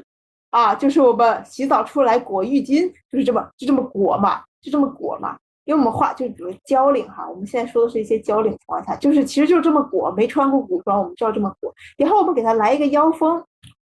腰封，腰封，它肯定是往后走，往后走，然后到后面给它拿个什么东西给它封起来啊。我理想中是这样的，毕竟我给娃娃穿衣服的时候，它后面是拿什么胶什么东西和什么别扣什么的给你封起来，所以它会在，所以它这么裹到这个腰上，它会给它两边有一个力，有一个往后走的力，对不对？能不能够？能不能够？理解到。它会往后走，它这个腰封会往后走，给它这么箍起来，然后箍成这样的一个情况，所以它会在这边和这边有两个力，所以这两个力就形成了两个支点，所以我们这个地方就是才会画成一些 U 字形。你看这个它这儿，它这个地方是一个它这个地方是一个点，然后那边啊被挡住了，那边是在这边是一个点，所以它这地方会发生一个 U 字形啊。当然它这个不是交领，它这个本来就是一个松松垮垮的，因为目的就是为了让你们练褶皱，所以你看它这个地方就这两个点，然后我们中间就会用一些 U 字形来代替，然后一直到这边就是开始慢慢的变成一个支点这种垂感，然后中间就会用一个 U 字形来代替。好，好，就理解了吧？所以就不管是在画些近妆啊，还是怎么地了的，你就通通这个地方可以带一点啊，带一点，带一点，那这个地方就丰富了，就不用画的像个钢板似的，好吗？然后然后哦，还有一个我刚刚说了那个，但是还有一个，假如说一个人坐在这儿，一个将军狗狗坐在这儿，他狂妄不羁的坐姿啊，呃，该如何让你们理解？解剖一下的话，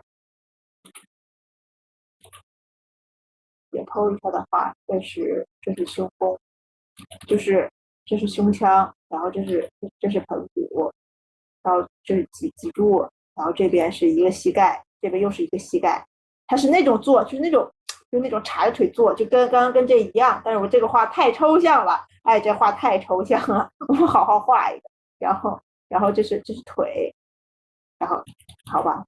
这个也没有怎么好好画，哎呀，这是脚，哎，然后这边是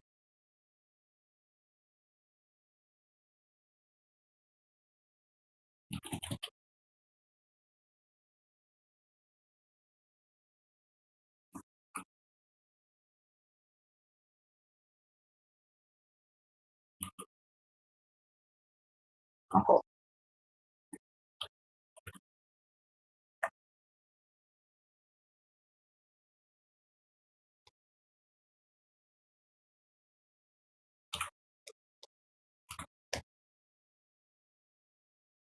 好，我画了一个人体骨骼，到下面突然就长了肉，呵呵呵呵，往上面加点肉吧，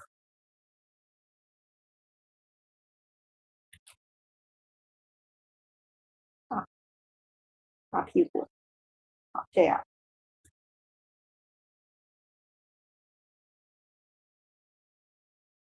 那那刚刚说了，这几个点之间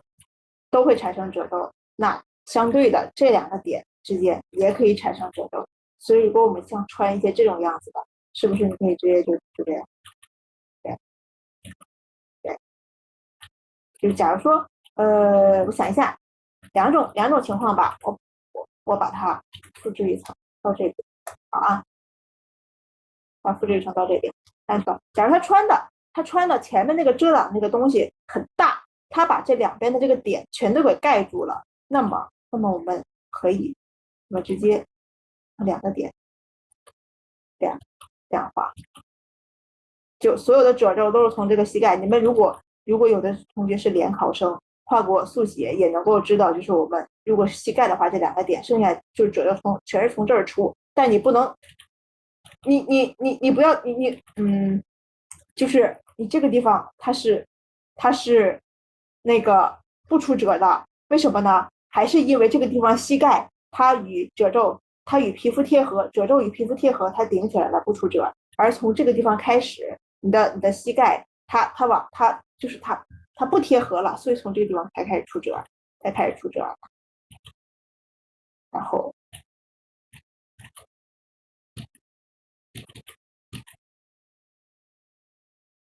然后呃好大呀，我穿的跟个裙子一样的，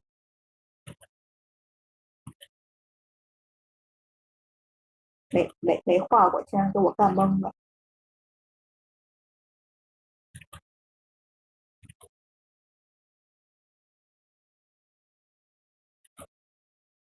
好，开叉旗袍，一会儿就要说了，就是然后下面会露出脚，它这个地方对的。好，我们把它，我没地儿画了，老爷爷，你你先消失一下，好的。好，如果就刚刚就你们有的说开叉旗袍，其实就是你上面这不是有个腰封嘛，然后你下面不会出来一个布嘛？你开叉旗袍其实就是你把这个布给它，你就里面没穿衣服啊。我找一个那个我欧西的辐射图来给你们看。呃，好，就这个了。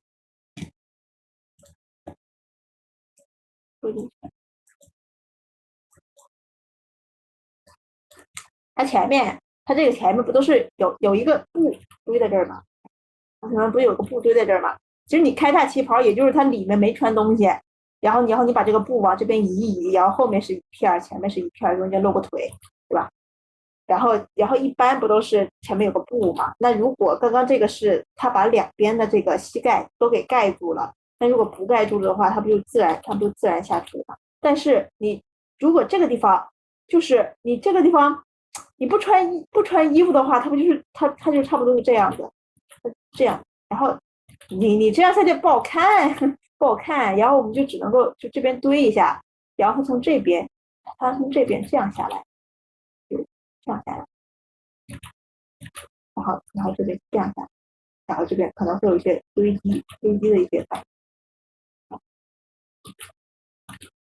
哎，你看我从这里我也是切个三角形，哎，就是上完我的课，你这满脑都是什么节奏变化和三角形，万年的三角形大，然后就是最重要的点啊，就是你这个地方，你是要根据你大腿的结构走。你这个地方有个大腿，对不对？然后你大腿是圆，对不对？所以你这个布耷拉上来了之后，你是要这样，你是要这样圆着的，你不能直接嘎下来，这样会显得你这个腿很平。你要圆起来，把这个圆的感觉给露出来，懂吧？说到这个，我之前做的课件就又有用了，我给你们拿一下。好，好，这是三个手哈。然后我们给它加褶皱，就是几个点。这个是我做课件做一半想到了，因为我发现就是之前改图的时候也是有好几个人，他们不会画厚度啊，布料的厚度。好，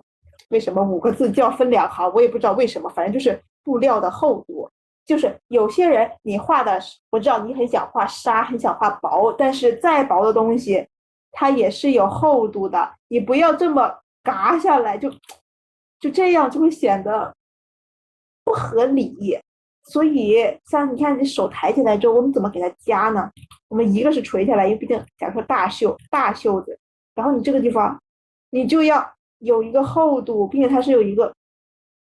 就是这两笔短短两笔，但是非常的重要。首先，你这个地方要有一个弧度啊，你不能够这样下来嘎下来，因为你看，我们就这是用的是手模型，你会发现它这个地方它有一个转面的，你看这个不这样用阴影都给你标出来了，它这个线，就这个地方你要画出一个转面，然后它才会搭下来。这个转面非常重要，并且转面完了之后，我们上面要加一个布料的厚度，这个厚度，然后下面搭下来啊，然后这个地方再贴的手臂，在后面想怎么画就怎么画，好吗？好吗？有多少人没有画这个厚度啊？然后这个地方为什么我画这两笔？其实它原本它也是一个 U 字形，只不过后面的被这片布料给遮挡住了，所以我们没有画出来，所以它就只能是这两笔。那这地方不是你的马上就是手肘，然后这手臂，你的肩膀，这肩膀，你的手臂，这手臂，所以你从正面从对着你那面看，你这地方是个 U 字形折皱，再往这边扯，然后这个地方出什么？出堆积褶皱，出堆积褶皱。但你从它里面被盖住的这个面来讲，还同样也是，所以我们画这个内侧的时候，它和外侧是一样的，它都是这样子的，就懂吗？就懂吗？我当你们又懂了，好吧？啊，再示范一个，这个也是，你看，它也是，你这个包裹的感觉一定要出来，和厚度一定要出来。然后我们出来了之后，你比如假如这个地方你稍微画了一点点堆积啊，这样，然后再平，然后这个地方它会往里折一下，往里折一下。那假如说我们画的不是大袖了，我们画的是一些紧的，那它也是你要画透视感，你不要平的，这就一下子咱就把这个体积给画没了。你要画的圆一点，然后它不是那个就是穿劲装的话会有那个束腕那个什么东西嘛，然后跟着体积走，我们要把这个厚度感给画出来。然后并且一般那种束腕上面会加一些那种皮带绑带嘛，其实都是为什么要加那些，就是凸显透视嘛。你这个圆一定要给它画出来，就是然后上面再加一些那种东西，就这种东西。然后所以我们加这个其实都是要凸显你这个手臂的这个体积啊。好，懂了，好，太开心了啊！这边再来一个。我准备都准备了，你就讲出来，就他说的这样，他说的这样的感觉。然后一般这个角度的话，它前面这端会比后面这端要往前一点，要往前一点。毕竟如果是在这个角，如果是在下面这个角度的话，就是它肯定，你看大趋势都是一个这样的方向嘛。你看不准是这样子还是这样子的话，其实它这个就是它其实是一个这样子的。这样子的感觉，就它下面不是会往前伸的，除非你这个地方有风会这么往前飘，但一般的话都是一个这样一个趋势，对，一般就这样趋势。好，万能的三角形，万能的三角，哎，好，那我们差不多这个说完了，我就这么存吧，之后都一块发给你们。回过来，就是厚度和这个体积。刚刚说的大腿和那个手都是这样。然后我刚刚想讲啥来着？啊，就是老师那个手的软件是 CSP， 是 CSP 的那个万能的关节手啊，万能的 CSP。但是我不建议大家画手都用那个模型替代哈，我建议大家画手还是要练一下基础，要练一下基础啊。啊，我忘了，我我怎么给忘了？然后我记得好像，哎，没事，反正就示范嘛，就示范一下这个。好，然后再来，其实包裹是用的还蛮少的，包裹是主要就是在用一些束口的那种，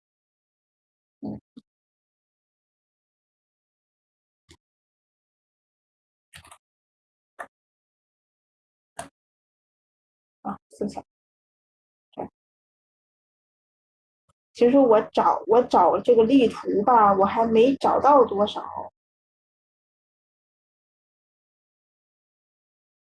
呃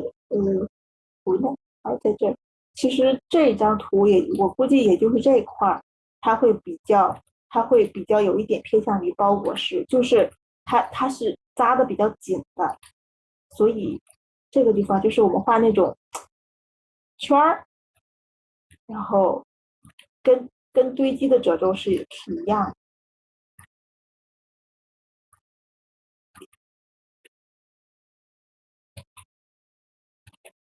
然后它就是这种。我会上色。哎呀，已经10点了，哈哈。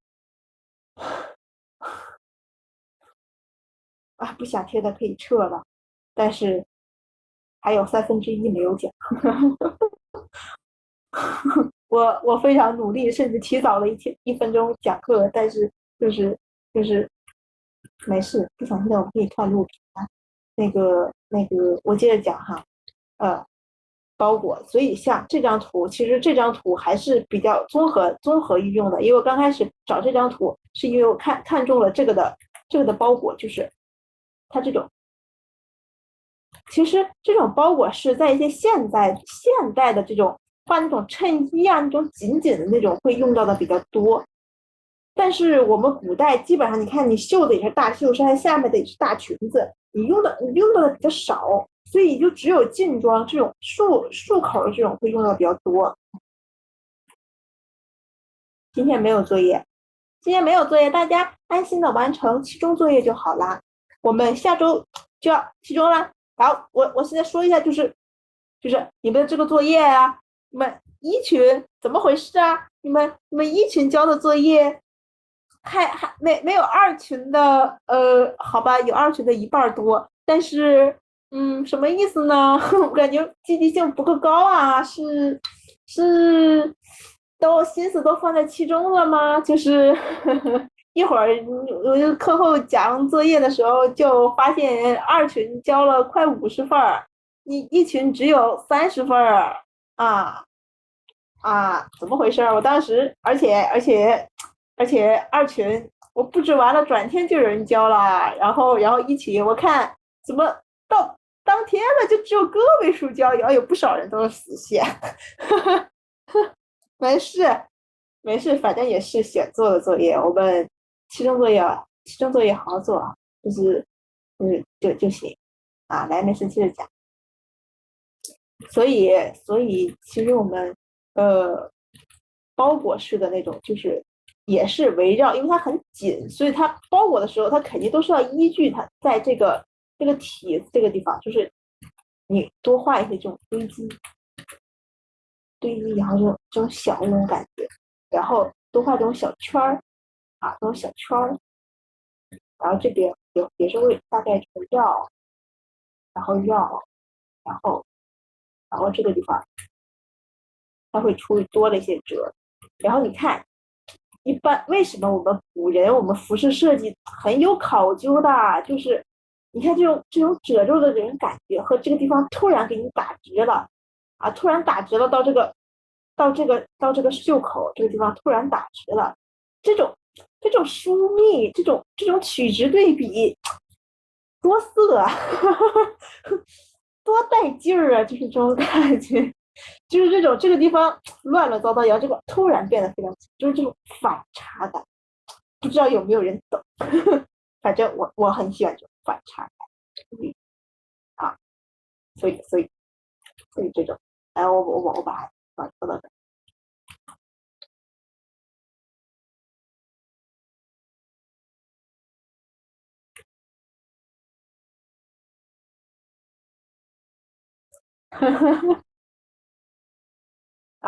老师小作业，我把今天的正课讲完了之后会讲，但是就是不知道又会到11点还是怎么地了，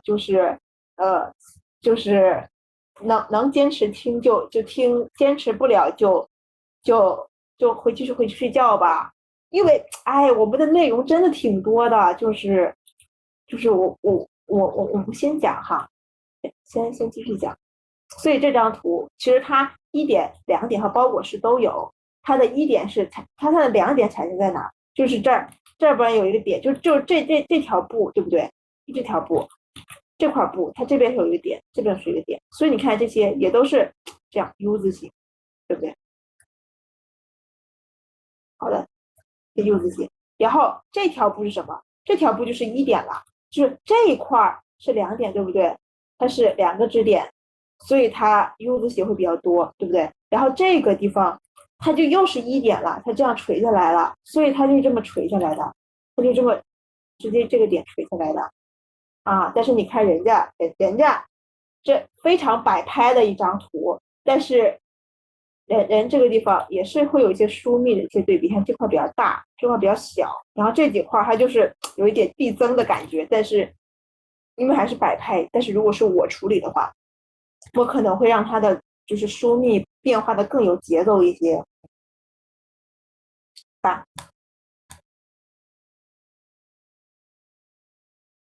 啊，好，第3个也是就是还是拿了几个，就是因为感觉我说吧，可能就理解个一知半点儿，但是我就还是看我画吧。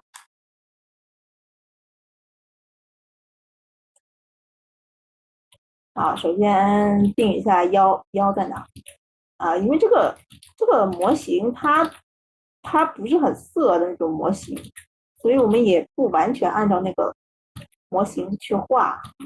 然后这段会堆一些，然后这段会稍微的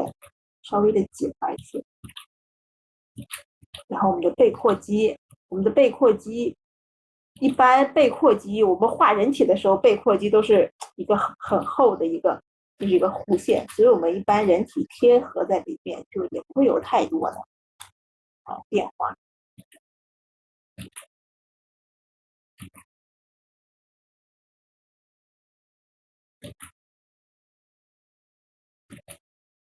这个画的比较近状，所以我是这个地方会堆积一些，然后画那个手部的束口，然后束口这个地方会出一些褶。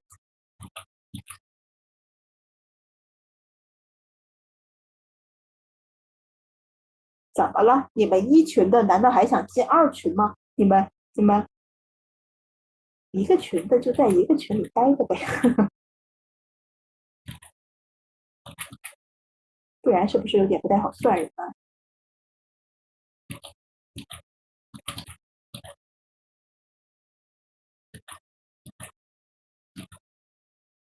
画一下交领吧。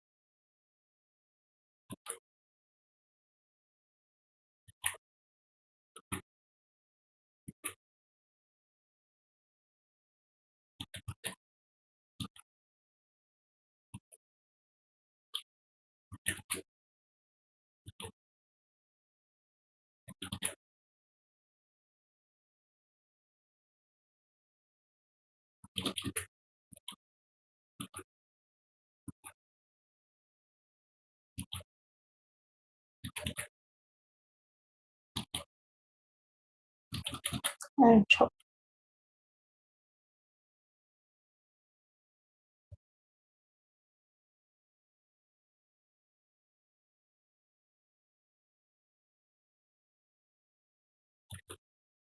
往上扯，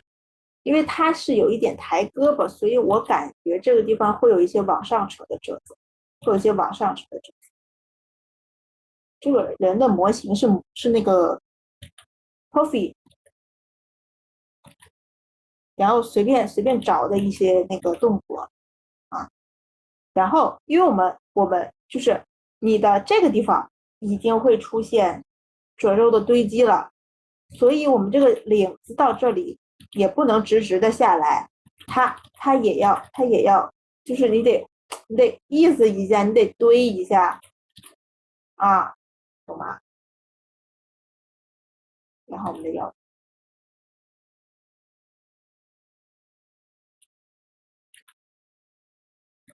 然后我这里就画一个ขา的腿，就是还是你看你这有了模型，就为什么说大家咱得找参考？你得有了参考之后，你自己就知道你这个腿它是弧度的，所以你画线，你画这个线，你要是画中间，它这个腿给它这样夹起来，哎，这不就不要玩妖娆吗？就是玩妖娆嘛，就得这么夹着，你看，就得这么夹着，然后这是两个力，这点在这儿，这点在这儿，他们这个褶皱，他们被这个腰封往后箍，所以这个地方会有两个力啊，它是形成给肚子形，然后下面这个就是会被这两个腿给它夹着，然后咱们可以这个地方堆积一下，浅堆积一下，因为这个地方不是有一个向上的一个面吗？向上的一个力嘛，对吧？所以就假如说这个褶皱它到这儿了以后，它稍微堆积一下，哎，然后这样。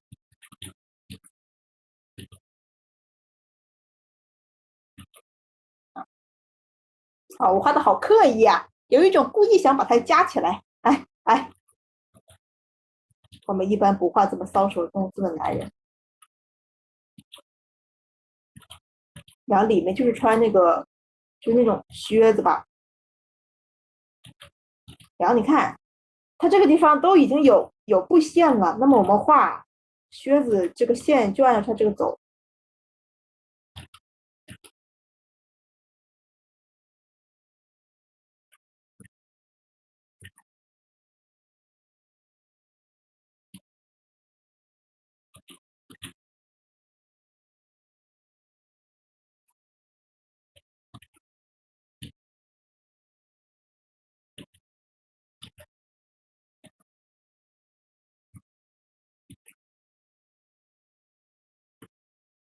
啊，然后把这两边搭一下，它这里可能会有一个翻转，就是这个布料它不是从后往前，然后往前往到这里虚线，然后这个地方它会往前有点转，所以它会有一个这样的一个翻转。啊，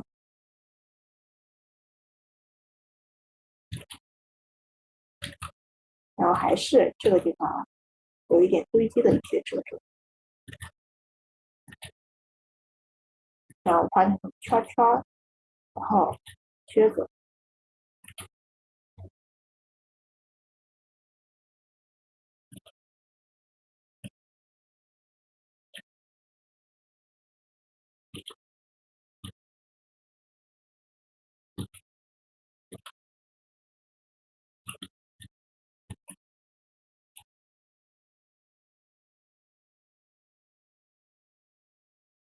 好，让我哎还可以，还可以，还可以，我还以为太妖娆，还可以。然后腰封其实我们也可以多种多样的，就是比如说你还可以设计一个这样的，它腰封里三层也有外三层，里三层外三层，它可能就是它这外面有这个东西，然后这里别了一个环儿，哎，画到这儿了，我们就讲一点服饰设计上面的东西吧。毕竟我们这节课好像听说也大概有一点点服饰设计上面的一些内容。那么虽然我已经万年的不搞设计了，但是都到这份儿上了，都到这份儿上了，我们讲一点吧。啊，其实这个服饰设计，其实咱们多看，然后你这边一般就会在这里设计一个什么东西，然后这边再有一层给它盖住，然后我们还可以在这里设计一个啊，就是如果他进装，他这边拿把剑，他这边拿把剑，好，拿把剑，然后剑上带个坠儿啊，咱们就服饰不就这么画嘛？然后这个地方就是再来一个那个皮带，就是玩那个《光影夜之恋》，看那个开屏卡，上面人均3条腰带，就是腰带多就更色吧，就行吧，就加腰带呗，咱们再加一点儿，再加一点儿，然后腰带上面就可以挂一些坠儿啊什么的，就是可以发现，就是如果从设计上来讲，我们的人物的这个节奏感其实也是有一个疏密的。那么在哪些那么我们就是画设计的话，会在哪几个地方去加一些设计点呢？其实就是有一个是领口这个地方，然后我们的腰封这个地方，然后我们的鞋子是腿，小腿吧，可以说是小腿，因为就算你画的不是靴子，你要小女孩儿，你那个脚上就是要不就这儿加一个，然后这儿又什么蕾丝绑带呀，什么蝴蝶结呀，这儿那的，什么什么这儿那的，就是一般怎么去处理这个画面节奏呢？就是重点设计，或者说重点设计，或者说是疏密的话，一些密集区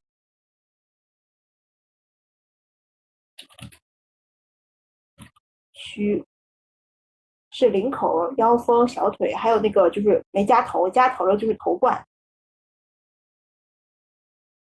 啊，头冠，还有这叫嘛呀，手腕吧。我个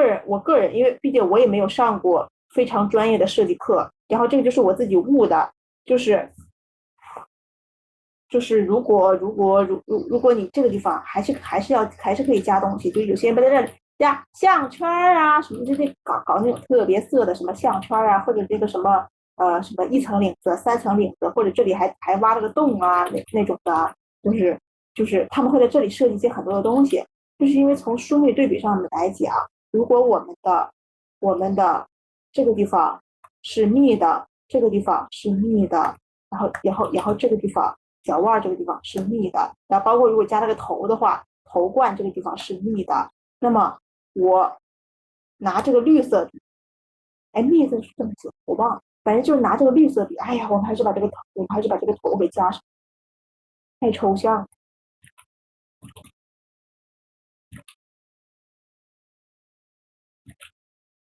啊啊啊！我又跑去画芙蓉了，他那个高马尾实在是太典型了，劲装的典型，头好大呀，大一点。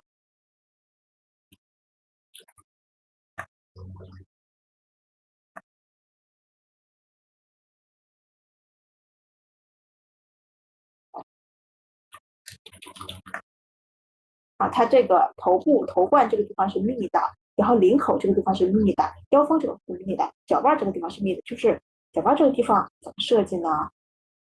脚腕这个地方就是它在靴子上面一个也可以加各种样子的皮带，对，是的，万能的皮带和飘带，那纤一点的就各种飘带，酷一点的就各种皮带，就是抱歉，我目前我目前的设计水平就是这样的。就是这样的。然后这里想色一点，再加个腿环，然后更色，我们就双倍的腿环，就也不知道为什么，反正就是刻板印象。然后，但是你看这样就会发现，我们的密集区域是啪啪啪啪相反的，我们的疏集区，我们的比较疏的一些区域就是这个地方，我再换个色，就是这个地方，然后这个地方，然后还有脚尖儿什么的，就是这个地方。所以我们的整个画面就是它的疏密也是那种就是疏密，它就是非常的有节奏感，它就不会是那种上半身特别密，下半身特别疏的那种节奏感啊，就不知道为什么突然带了一点点设计，突然带了一点点设计，所以而且就是尤其是我们的腰部，因为我们的上半部分就是大量的褶子，下半部分大量的褶子，所以我们的腰部就是那些腰饰啊那种东西，就是你要就是往上堆完了之后，只要你一个画面当中你的腰部设计起来了之后，那么你这张你这个人设它就差不多完事儿了。然后我突然找，我也找不出啥，然后而且这些服饰都不是我设计的，都是都是我花钱买来的，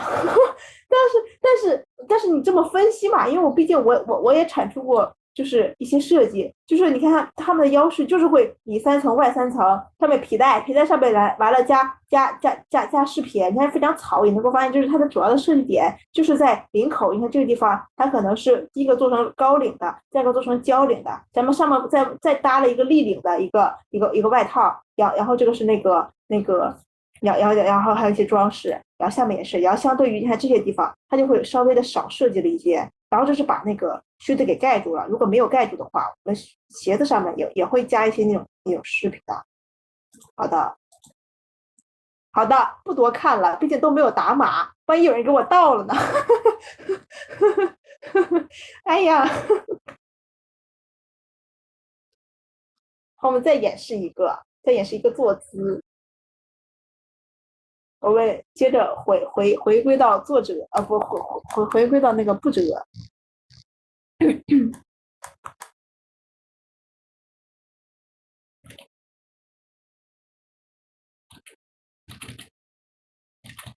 他这个也是稍微有一点点攻的，我看一下哦，这个画一个圆领袍吧，画一个圆领袍，然后这个地方不出褶，为什么？它是贴合的，这个地方出褶，为什么？这个地方不相贴了。然后我们圆领袍底的那个腰封会稍微的要短一点啊，它的腰好粗啊，我们手动细一点吧。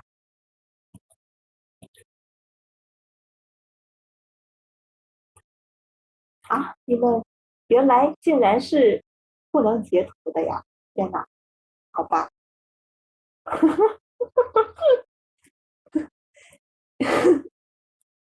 我在上课之前也是一个天天去花钱买辐射的小小的二次元，然后这个地方会比较撑的，会比较重，所以我们这边就浅浅的个，然后这个地方就会多一点，你可以多一点，你可以多一点。好，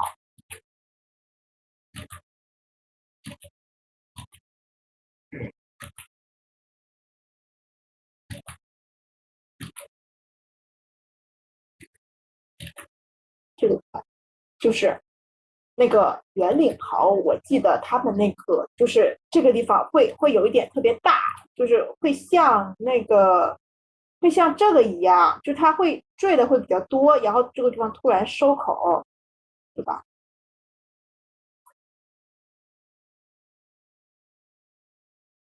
所以我们这个地方可以让它垂一点，垂一点。然后一般这种收口到这个紧致的这个地方，你就可以画这几个圈儿，然后我有点画多，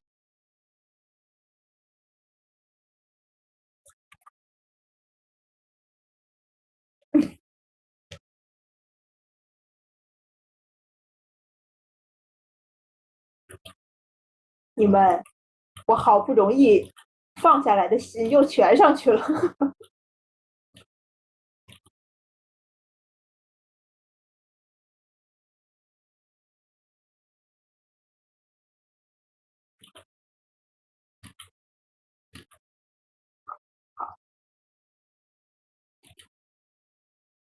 然后在这个角度下，我们这个袖束口的这个圆形，你就不能画平了，因为它的透视的话，你看它下面这个地方它多圆呐，所以上面这个地方你也得圆起来，它才能够把这个手臂的这个体积感给它做出来。然后因为我们这个地方就是它外面这个我记得圆领袍它这个地方都是特别大嘛，跟个灯笼袖，它就有点灯笼袖，所以外面这个你要舍得画大，要舍得画大，舍得画大。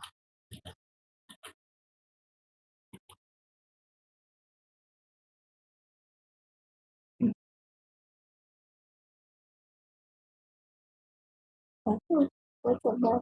怎么有一点点画画的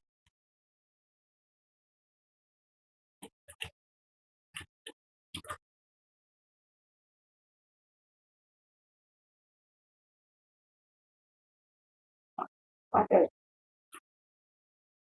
它这个模型下面摆的是啥呀？所以说，就是用模型吧，我们还是得多了解一下人体结构。这要是你1:1模的话，1:1临摹，1:1描的话，这是啥呀？这就不对，就在下面它这个盆骨和这个出来的这个地方就不对，它摆这种动作，它这个人体就是会比较僵硬。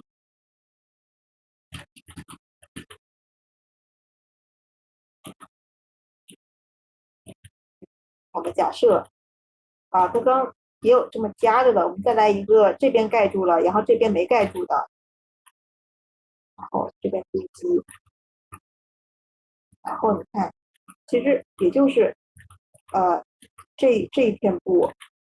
它是这样的，然后你看它会落到这儿来之后，它这个地方会有一个弯曲的线来符合你的大腿的这个它这个结构。哦，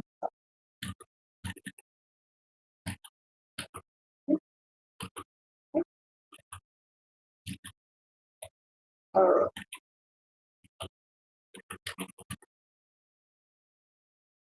哎，不对，他们是合一块儿的，对不对？我又不由自主的去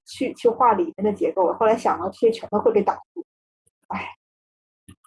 所以说我们的我们的褶皱啊，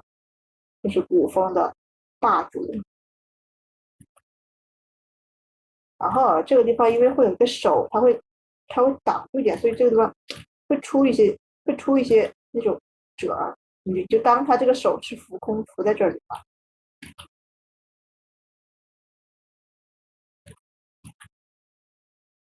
然后这边露出来，我想一下，画一个什么样的呢？好像也不知道，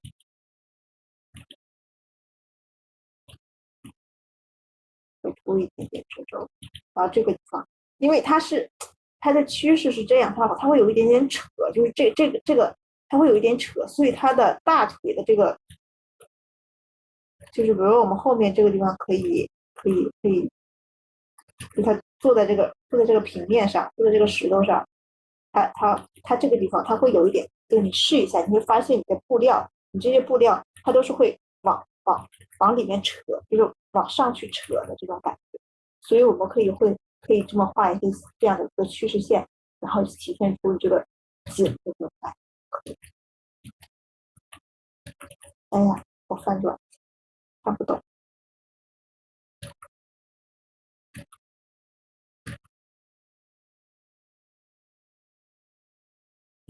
哎，我们要不换一个？都演示了好多靴子了，我们换个灯笼裤吧，哈哈。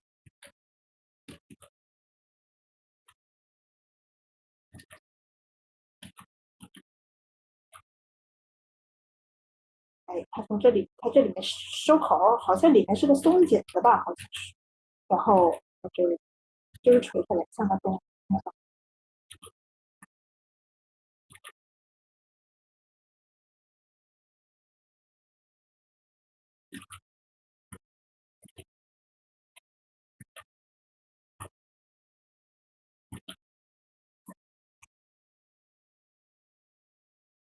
不搂眼，嗯不显出来。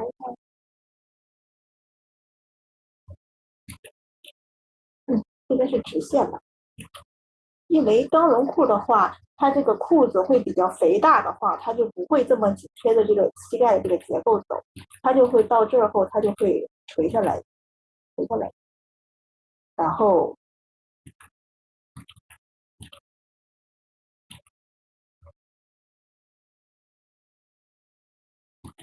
这样，然后若隐若现，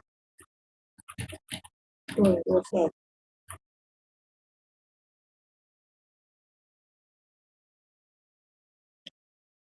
哎呀，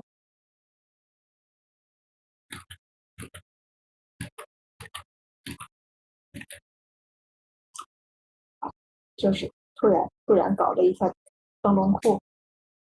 其实一般这样的搭配是不存在的，但是就是给你们演示一下。好的，那么我们两个演示完事儿了，然后我就开始来讲一下最后的特殊褶皱了。就是刚刚有人问的飘动的褶皱和堆积的褶皱。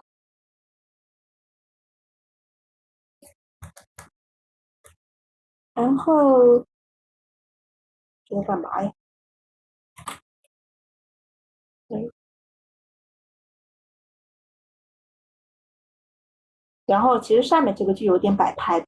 但是下面这个我觉得它这个褶皱就很好看。然后我们接着分析一下吧，又来了三角形大法，我觉得这个好看，我们给它稍微的分形一下。它就是首先它是从这边拿的，然后这是一个长直线，就是有没有发现，在一些比较飘动的一些东西和一些比较灵活，它就是那种随风而动的那种随机形状的东西，就是这个。好，有一个词儿叫随机形，随机型和固定型两个词啊。固定型就是比如说有一些东西它固定什么形状，就比如说这个耳坠，它这个蝴蝶发卡，它就是一个这样的一个形状。它再怎么受力，再怎么受风变化，它也是这样的一个形状。而是或者是就是一些领口，它比如说有一些领口，它再怎么样，它也都是一个这样的一个交领，对吧？交领它就是一个这样的形状。又或者说是一些什么些什么头上的珍珠发卡呀，这种什么鱼形状的这个这个东西啊，就这种饰品，它都是不随你的风力不随受力自然状态而改变的，就是我们的固定型。我们的随机型，所以最典型的就是什么？一个是头发，一个就是飘带，就大家就能够理解那意思了，就是那种它是会随那种风而变化会比较大又比较直观的，它可以这么飞，它也可以，哎呀，画的好抽象，它也可以这么飞，它什么形？它这两个形状完全不搭界，它非常的灵活，这个就是我们的随机型啊。就突然讲俩词儿，随机型和固定型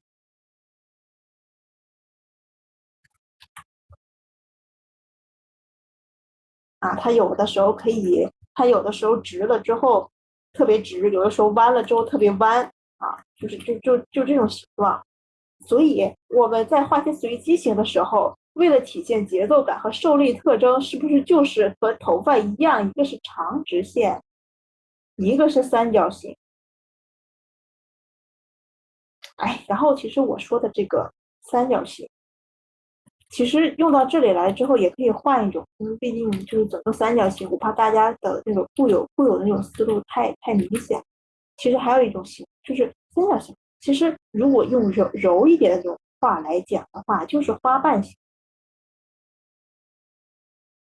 或者说是叶片形，就是这种，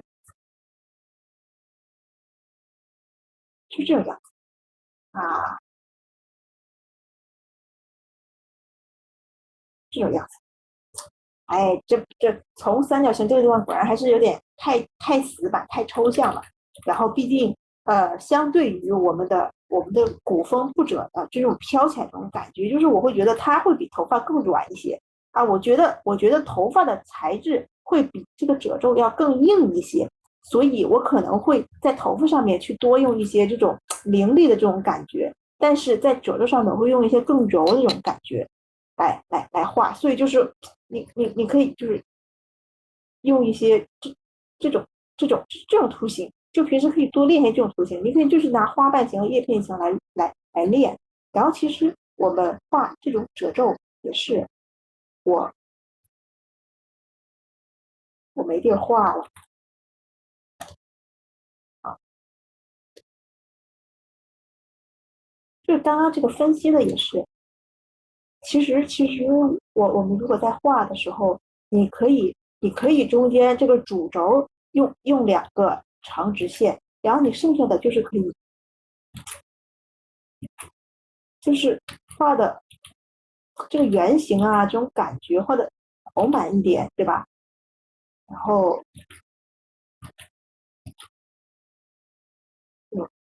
用语法，就是大概念一个，然后看节奏，算了，我们先画，一会儿再看节奏。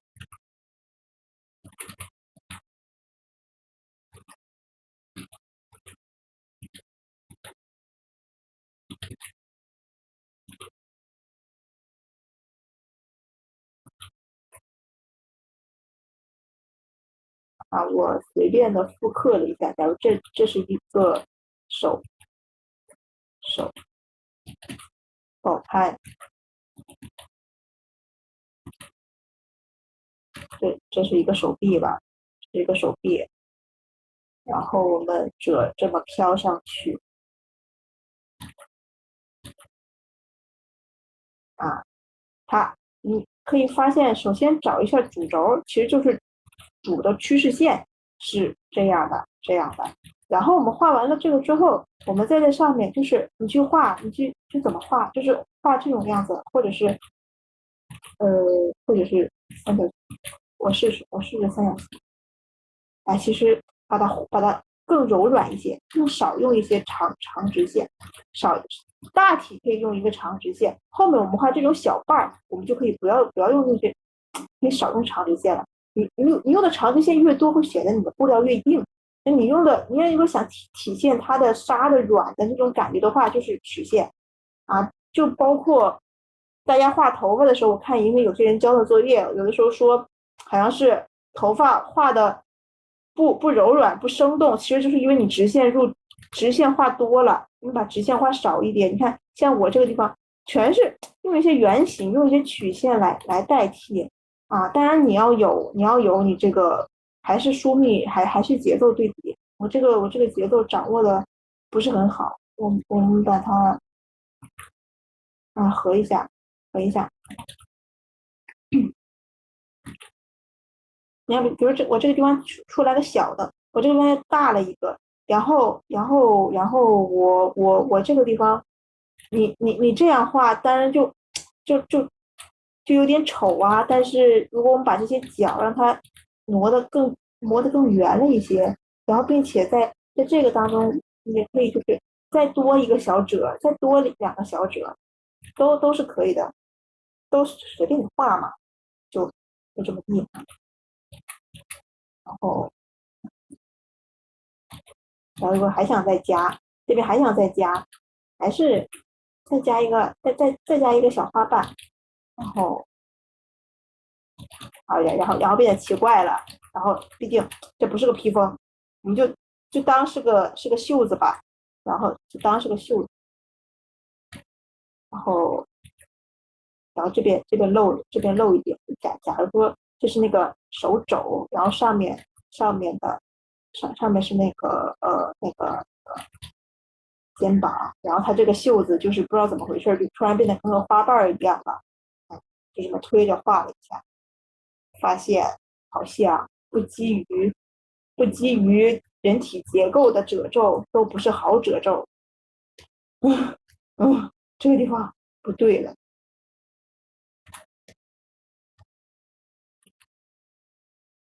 我打住了啊，它应该是这个，应该是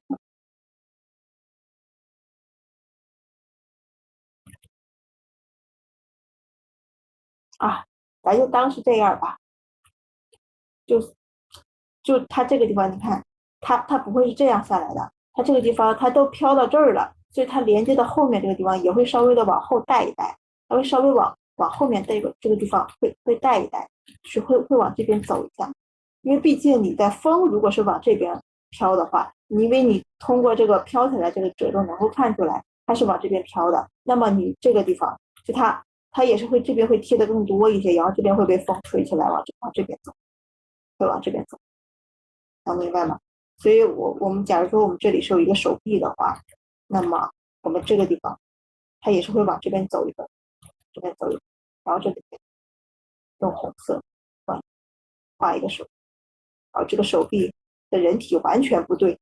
哎，没事，你们懂这个，你们懂这个风向在这儿哈，所以它的主趋势它是这么，它是主趋势是这么走的，而这边它肯定也都是因为也是因为它这个地方，所以它也是会往这边走的。然后所以这个地方它会贴在这个手臂的上面，然后这个地方它就会离开手臂很大。那如果反方向的话，那肯定就是这边会小一些，这边会多一些，能懂吧？咱能懂这个意思。嗯，对啊。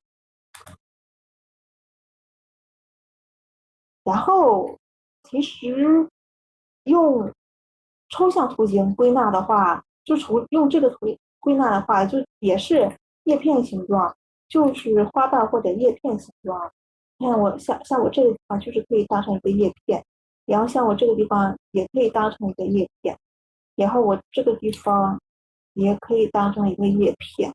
然后我这个地方也可以当成一个叶片，然后你看我把这个叶片给弄起来了之后，我们再把这个形给它补全，然后把剩下的穿插给它擦掉，把这个线擦掉啊，是不是你就感觉到它是一个比较柔软的一个飘起来的一个褶皱了呀，对吧？飘的我们就讲完了，我们之后再演示一个这样的一个飘起来，就是这样一个战斗的一个动态，然后检查堆积啊，有飘的就有堆积。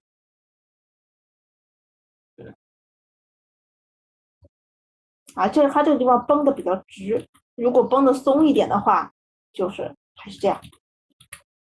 我们在学新知识的时候，同时也巩固一下旧的知识啊。那么堆积其实就没，好像也没啥可说的，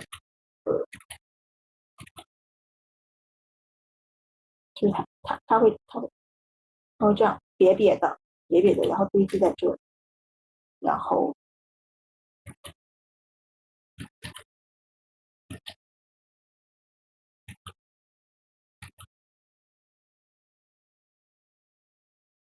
不好看不好看。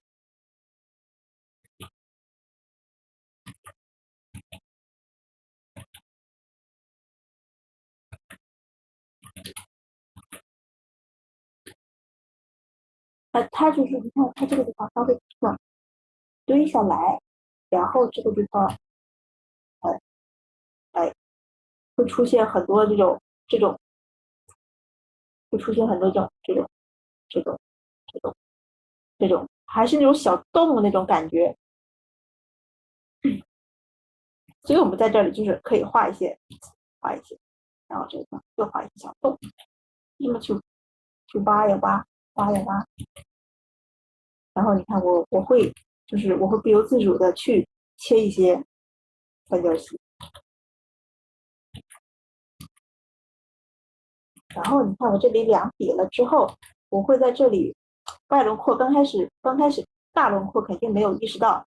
然后你这里有两笔的话，我脑子里就自动会反应成它们是鼓起来的，那么这个地方你肯定就外轮可以让它鼓起来，这样的话它才会顺理成章，你才能会意识到它是鼓起来的。我们这个好好画一下，一会儿用这个上色吧，我就不重新起稿了，又要拖好久。然后呃，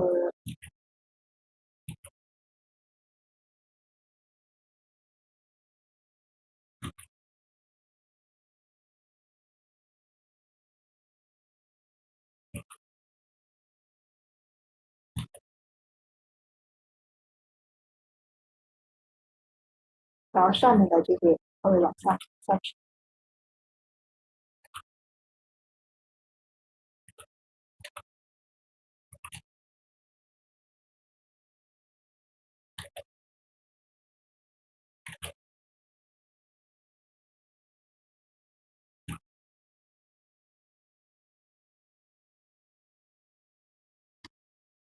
然后基本上就是说这个地方输了，这个地方输了，哎呀，这个地方输，这个地方输，这个地方密啊，疏密对比，疏密书，这种节奏感，这种格子感，这种我们后面上那个打光了之后会有一个词叫做黑白格子，但是我们除了黑白格子之外，我们的像什么书面格子啊什么的，都是平时都是可以有这个意识的。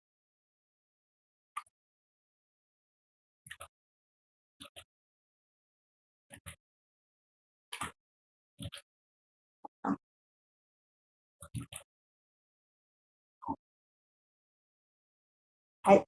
就随便编，这这多好玩啊！就随便编，呵呵，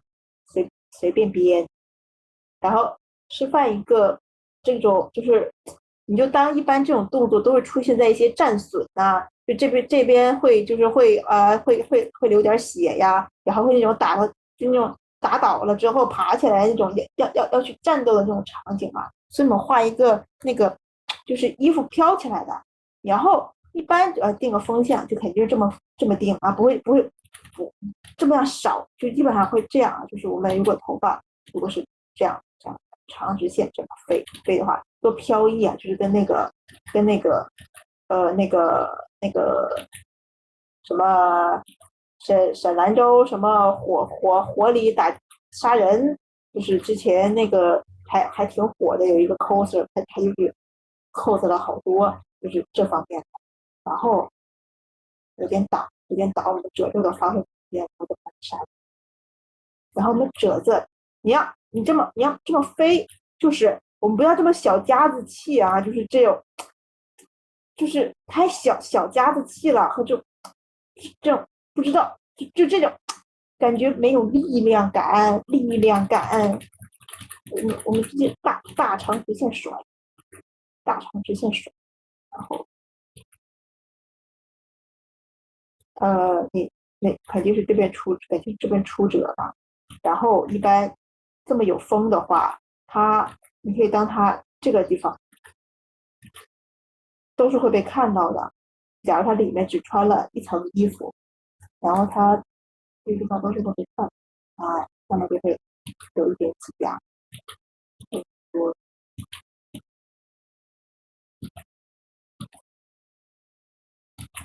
然后这个地方大长直线甩。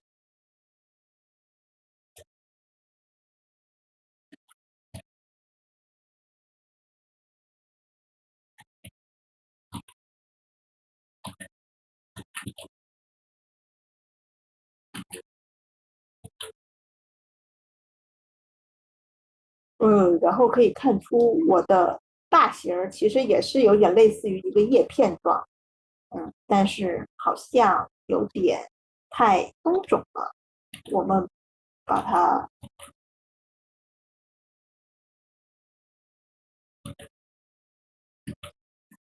啊，好丑啊！我想想，我应该找一个3号。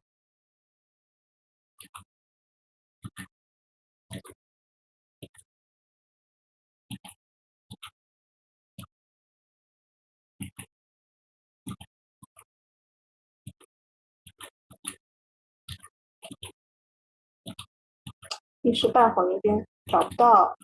我们还是大概的感觉能出来就行。在这个时候，这两个点啊，一个是这儿，一个是在这儿，因为它是这种风，它吹上，把这个袖子吹得这么老，最本来不应该搭在这儿嘛袖子，但是风很大，它吹到这儿了之后，那么这边就变成了两个点，就它这么绕过来了。你也可以当成这边是有一个支点，但是因为它不是包过来这边，它是一个绕过来的那种感觉嘛，所以这个地方还是 U 字形。哎，我怎么一下，哎，没分图层，嗯嗯，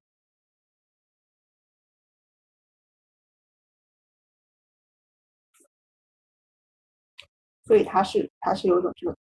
就是它往里绕，就是我们这个时候我们分形的话，这个地方是我们褶皱的外部啊，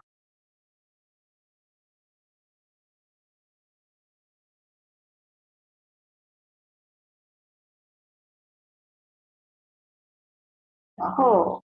这个里面，哎呀，好了，里面这个地方是我们褶皱的里面那层，这个能能能懂吧？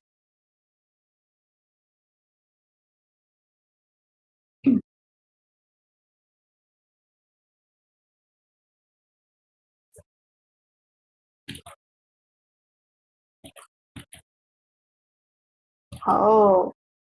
好哦，然后为什么这个地方一条曲线下来？因为风往这边走，你这边的衣服会和这个地方的身体紧密的贴合。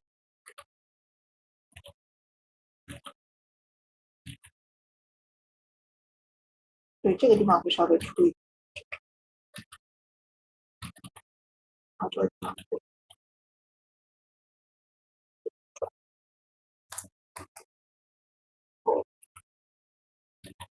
我的风都是往这边，这个地方会出一点，好，来往这收。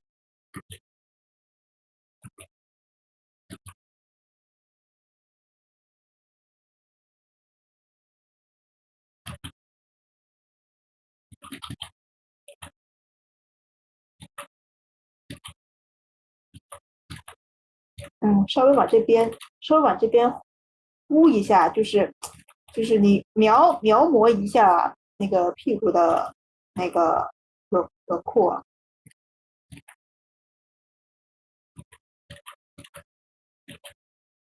然后这个两边的这个，我想一想，两边的这个就可以和上面那个袖子一样，它就可以往这边甩了，然后和后面的，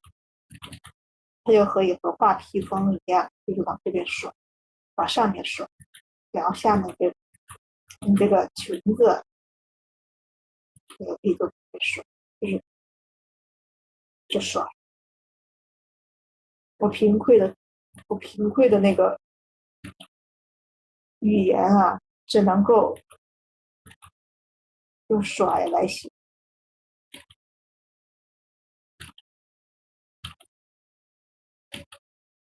哎，胳膊有点短了，长一点，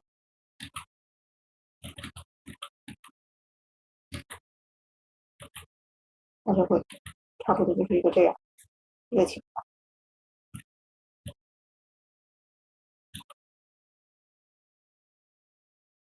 我们稍微的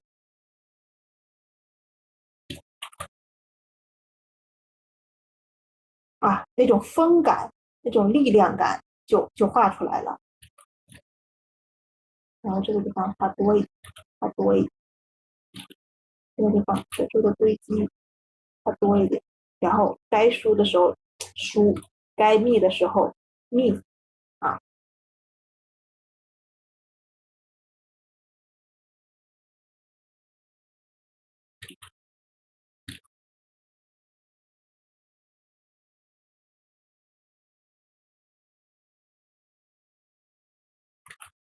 色稿示意图，你可以稍微画一点点，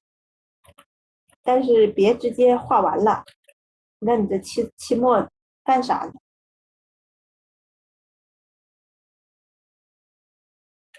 其实你可以稍微的涂一下黑白就行，因为我大概最多就是改一下您的人体构图和空间，就是推一下空间，空间肯定又有不少人有大问题啊，这种风感，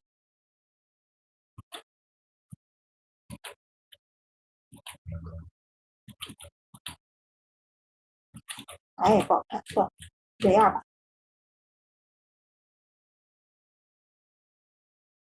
哼哼，你小子如意算盘崩我脸上了，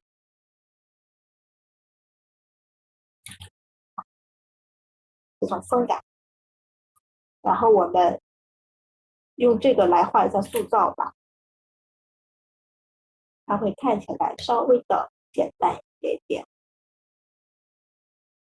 选个颜色。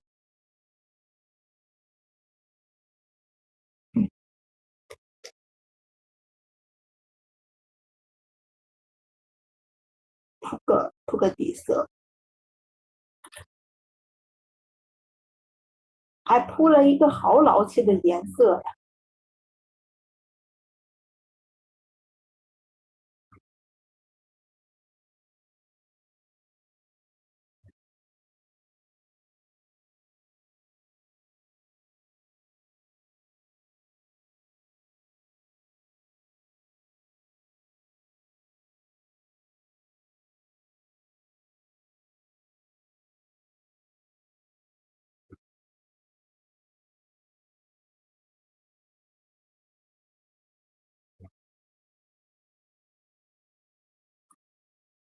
我不要，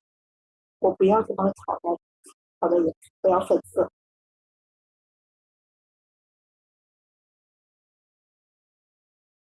我要粉色啊，稍微这样，嗯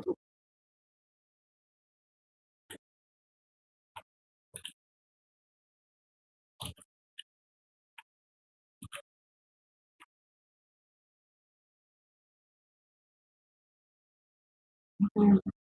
这边别来一下一，我仿照他的吧，但是我草稿也不是仿人家的画，哎哎哎，对，先画吧，画完再调。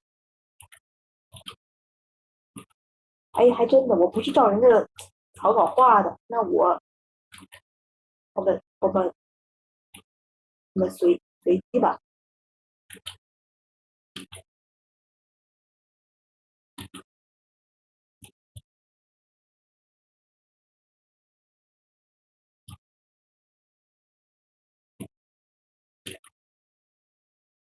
嗯，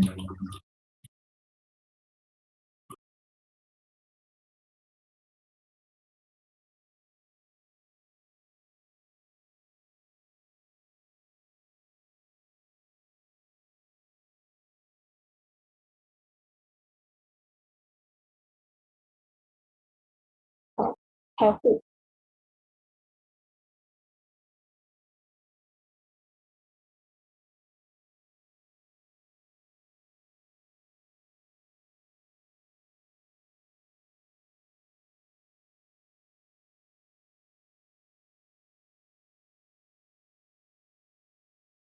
然后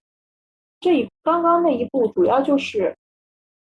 因为我们布料是有软有硬的嘛，把该软的地方护掉，像这种，它肯定会很软，然后护掉，但是你别从头到尾护，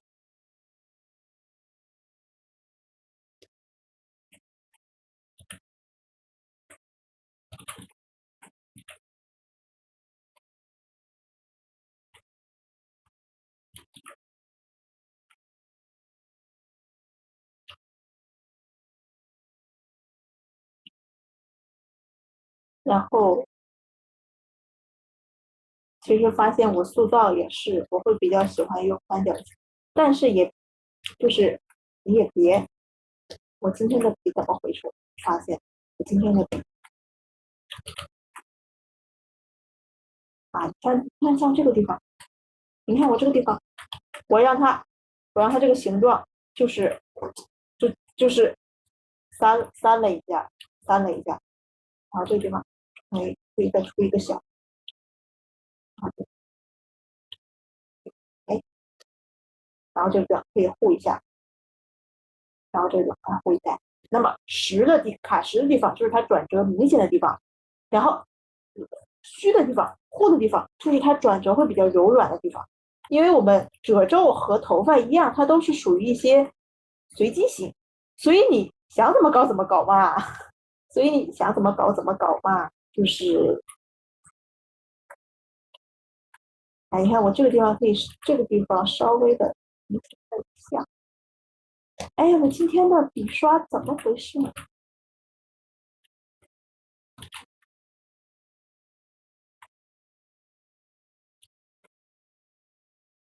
加个小窝，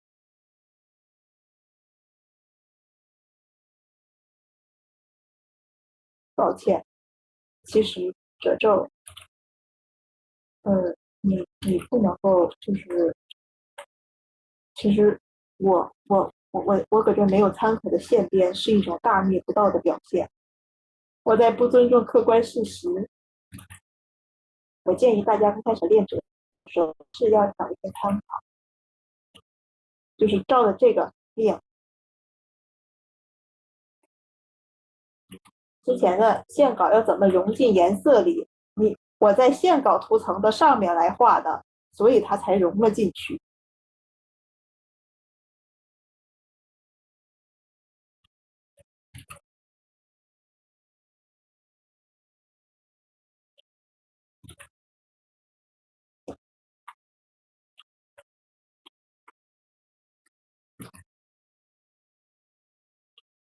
是，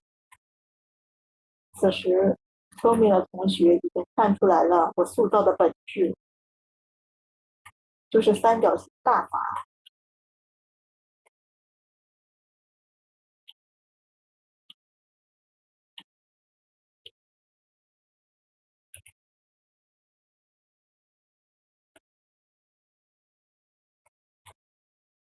然后这个地方就可以，它这个地方这么实，肯定是里面有一个转折。然后，我想一下，我觉得这两个形状有一点点相似了。想了想，我决定把它去掉，把它去掉。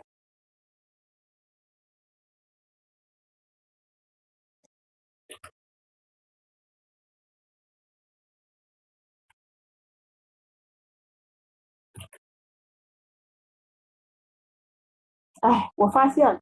我每一次都是只有拖堂的那一会儿功夫讲的才都是精华，正课似乎讲的都是一些理论和一些那个大家网上随便一查就能够查出很多个那种知识，然后一直到拖堂的时候，我才开始就是显露出我自个儿的那些小习惯，就我不会被举报吧？但是确实，我们讲课就是刚开始就是得讲理论，然后才是示范。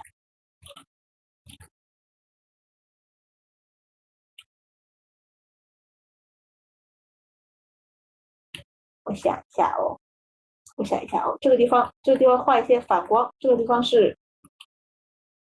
是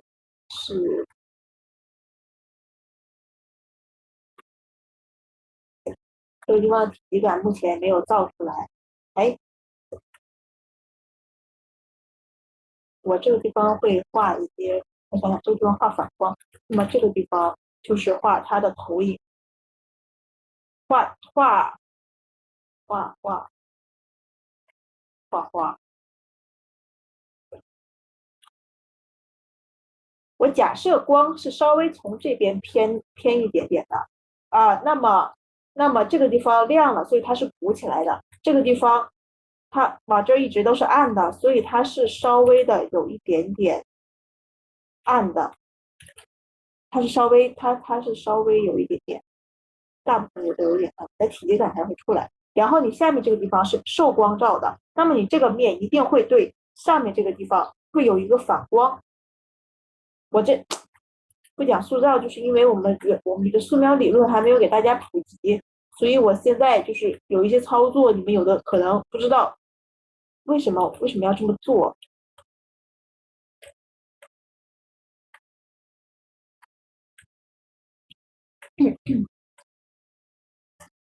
那么，没怎么上面，那么再速度一下。哎，好的，这个地方这个洞画大一些。好的，好的，就是可以发现啊、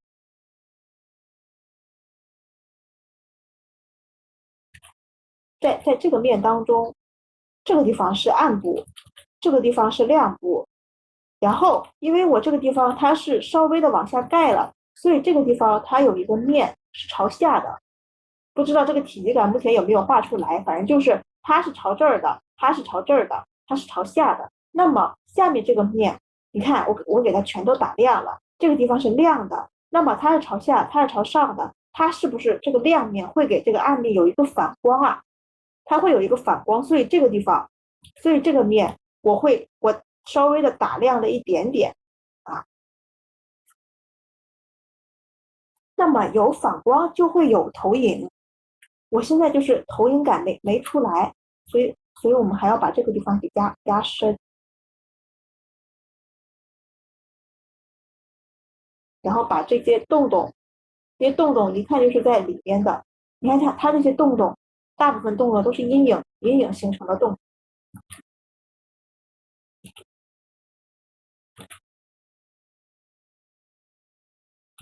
好深啊！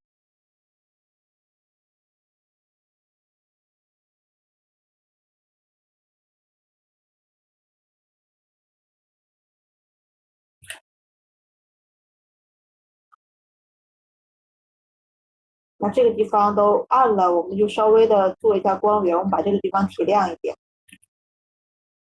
我们把这个地方提亮一点，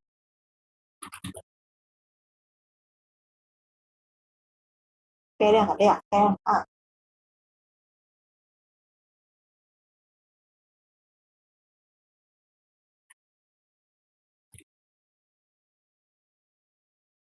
把这个地方提亮了一下，它就会把这个地方的体感给它做的更出来。好的，又要重新开始细化了。翻转了后发现这个地方也不太好看，也不太好看。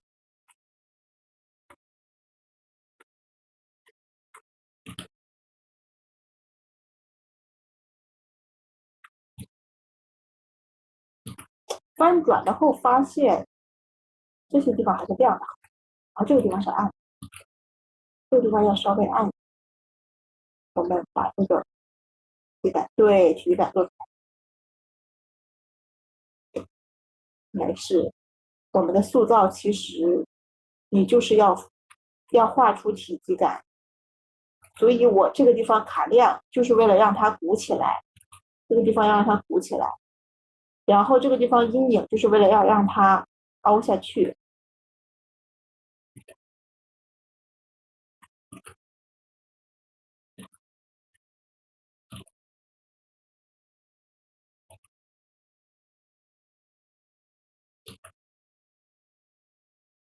而形成，我给你们布一下线就知道了。啊，你看，就像我这个地方，哎哎哎哎哎哎哎哎哎，我布线了之后，就是给它，就是上第二节课不是说了吗？那个就是布线，就是给这个东西布线，你要画出体积感。那么你现在看出来的就是能够发现它是从这儿往上鼓，然后往这边转过去，所以这个面是朝这儿的，这个面是朝这儿的，而且但是我们的光源在这个地方，所以所有朝这边的面，所有像太阳的这个面都是亮的，而它到这个面之后它就会暗。就布线的话，能懂吗？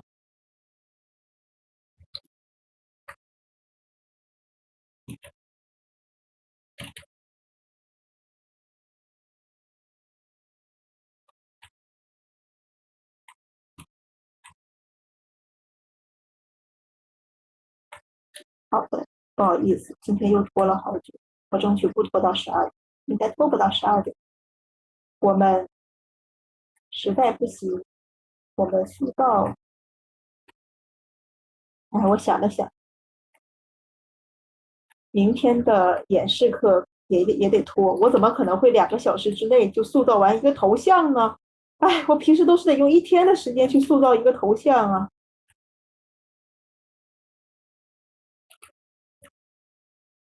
啊，所以我塑造的时候会喜欢合并，我们我们合并干嘛？我们复制一下，复制一个组，然后这个组合并。哎，请问合并完了之后，哎呀，我知道了，哎呀，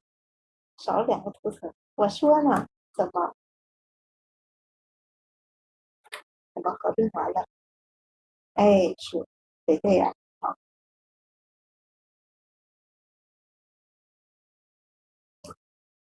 你说的问题好好啊，我确实已经提前把线稿画完了。那我明天抽空铺个色，然后上课直接细化算了。然后我把铺色和草稿的部分录个屏，到时候发录屏给你们，省得我画到12点，我的脑子就已经不清醒了。我现在脑子都已经有点不太清醒了。好好好，可以可以可以。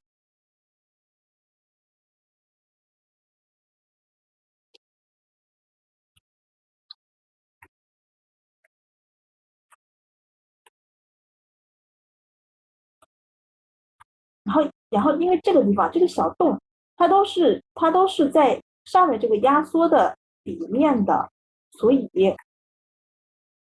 它下面都比较暗。然后这个地方最后有一个词叫做闭塞，肯定有些同学能够肯定都会知道闭塞是个什么东西，就是我们的卡要卡这个小底。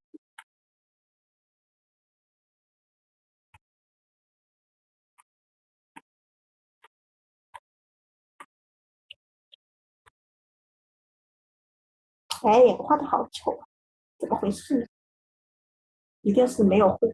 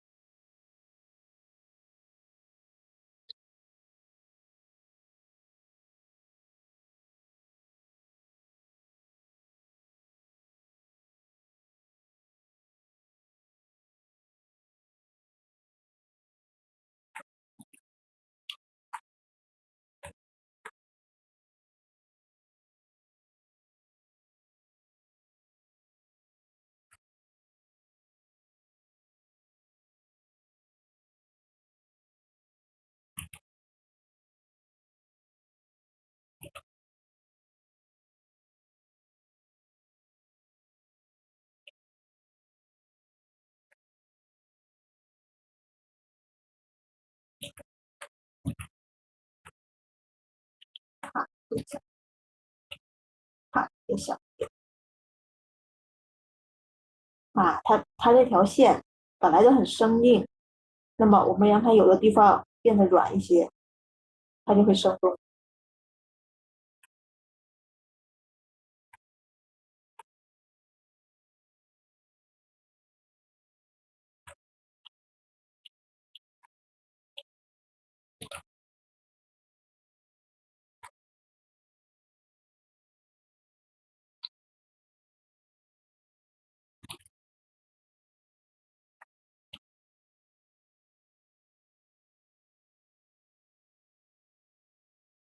闭塞打卡，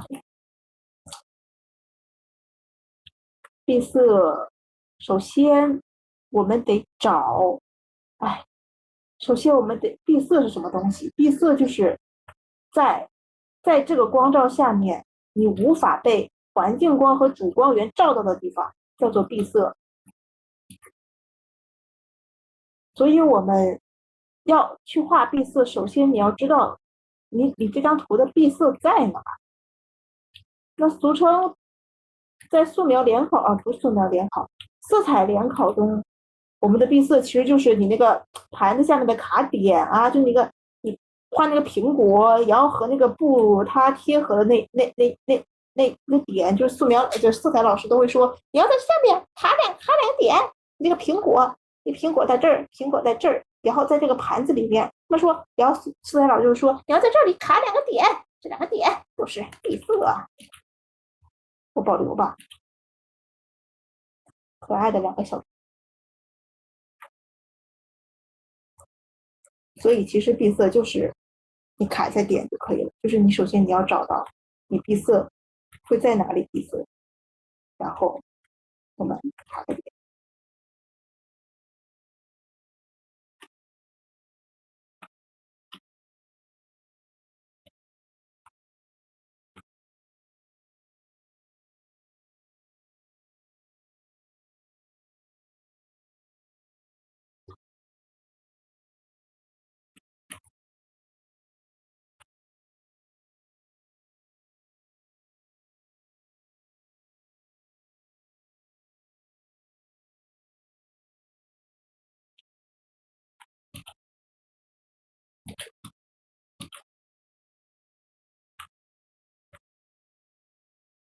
这个地方很平，我们就不画太多的调子。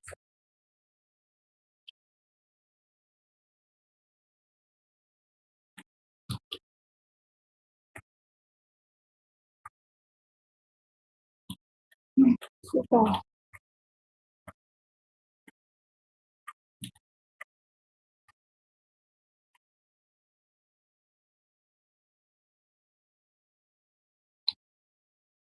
作业稍微讲一下吧，因为我给你们抽了9个人改，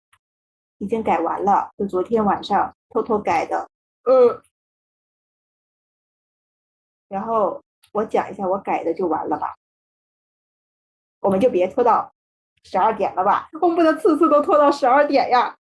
啊，谁给我发一下双倍工资？要不我给你们每堂课讲4个小时。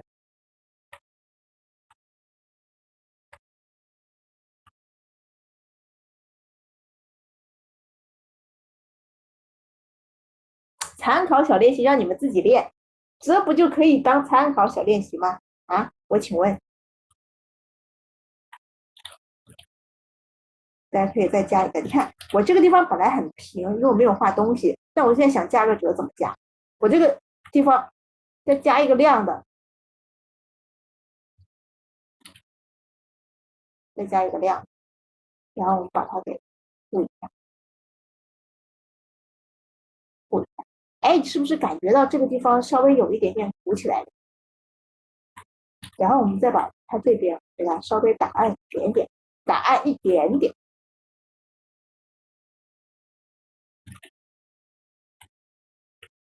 没有，我已经改完了，就是我不会再多改了。我本来想的，今天要是拖的不厉害的话，我还会再改一改。但是今天已经11点18了，咱就我就只讲一下我改的那些就完事儿了啊。然后其实大家的问题点都一样，都一样。我觉得我纯粹就是我随机的点到了哪个，我就看见就改了哪个。所以就是我一看我就忍不住改，然后我一改我就想着我们不能只改这2个吧，就是其他同学会眼红，我们多改几个吧。然后我想想，我们不，然后我想我们不能只改这10个吧，其他同学会眼红，我们多改几个吧。然后一下就就自己把自己给 PUA 了，这怎么回事呢？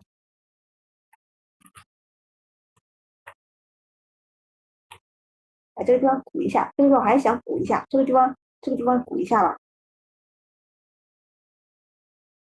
别眼红，别眼红，给你们买一点药水，别眼红。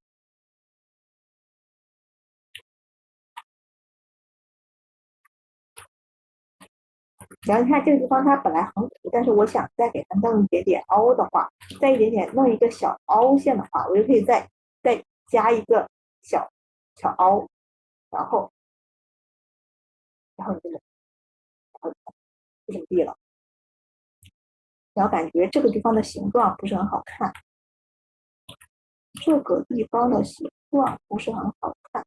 我感觉这个地方堆积的会有一点点多啊，所以我们把它形状变成这样。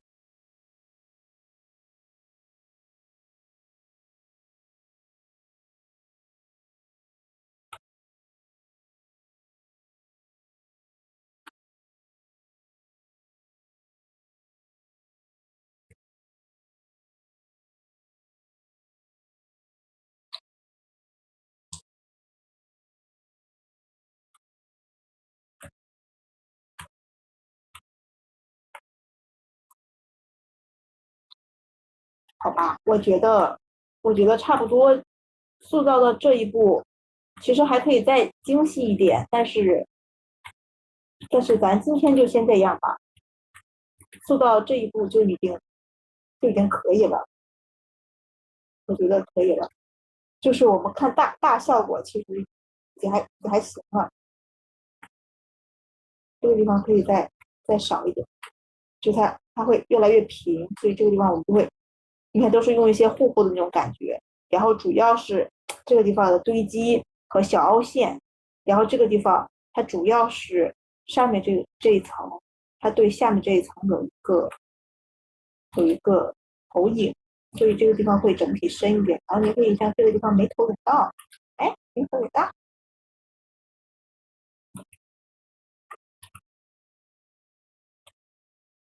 然后我们这块还可以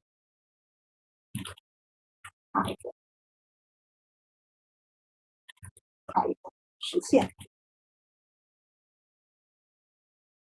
啊，应该就没有什么。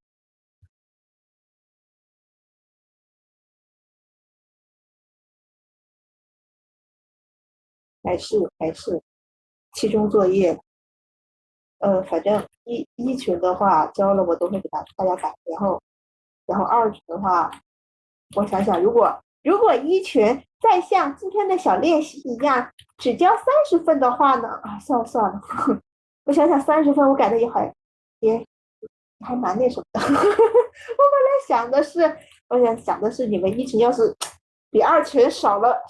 快20分呢，少了快一半呢。我想的是，如果一群像我也交的比较少的话，我就有多的时间，我就去改二群的。然后想了想，算了，结果交了80多分，我改到吐血。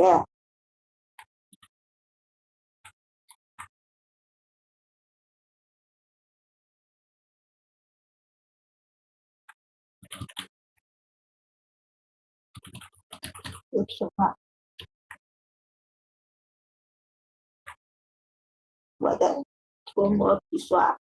好像我不知道你们自带的是什么，你们自带的有涂抹笔刷？其实我觉得自带的就好，但是我可以发给你们，但是我的涂抹笔刷是我的老师给我的，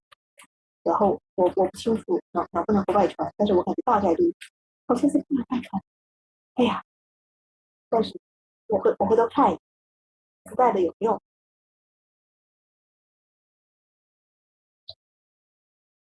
啊？就这么地了啊，保存一下，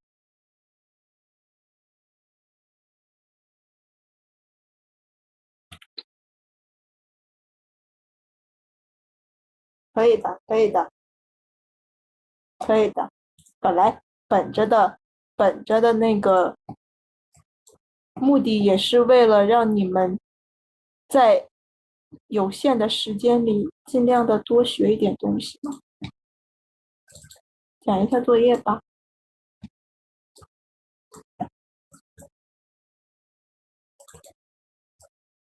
其实我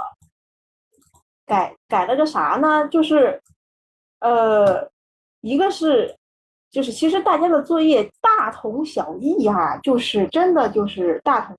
就是问题点都差不多。然后这个同学就是因为当时没有，因为我们讲的时候没有讲头顶尖嘛，所以就是同学就是哎呀，我还是把它拖进去。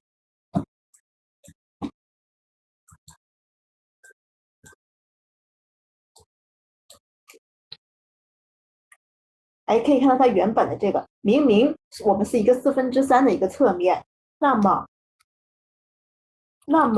我们这个肩膀和这个胸腔，还有这边的肩膀，你这个透视的压缩得给它画出来呀，就是这个透视的压缩得给它画出来呀，你不能够反着来啊，你不能够这边多，这边少啊，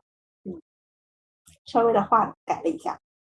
然后就是，然后我们画线稿，其实也就是一个是讲的这个点，然后一个是它搭在上面，它有一个肩胛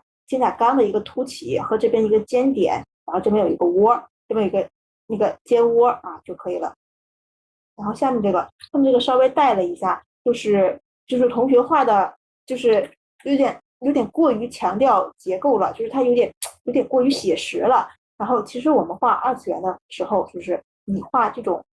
有点写实的这种图的话，它会有多少一点丧失一些美感。所以其实我们只要把它打平一些，然后对，然后其实就感觉好像我大部分也没动，但是我就是稍微的打平了一些，他就会觉得他就会好看，他就会好看了一些，他就会好看了一些。你把这些东西打平一些，哎呀，所以这个时候就是我就放大看，发现全是锯齿，全是锯齿，就大家这个模板啊，就是本来之前第一节课说了，我们那个像素啊，多少多少像素乘以多少多少像素，尽量画布往大了画。然后我们好不容易开了个大画布，画完了之后丢到了一个很厚的小模板里面。然后我一放大一看，我去，这个怎么改呀？这往上一看，全是锯齿，我就咱们之后其中就是可以用那个新模板嘛，就是尽量的就是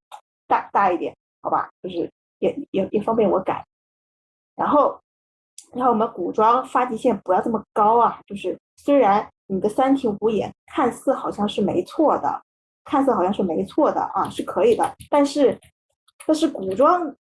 太高了，它就会显得就是有点秃顶，然后就不好看。我们稍微低一点，然后因为是个俯视，所以你的这个脑壳，你这个脑壳会露的更多一些。你要把这个脑壳给露出来，其实也没什么。然后这个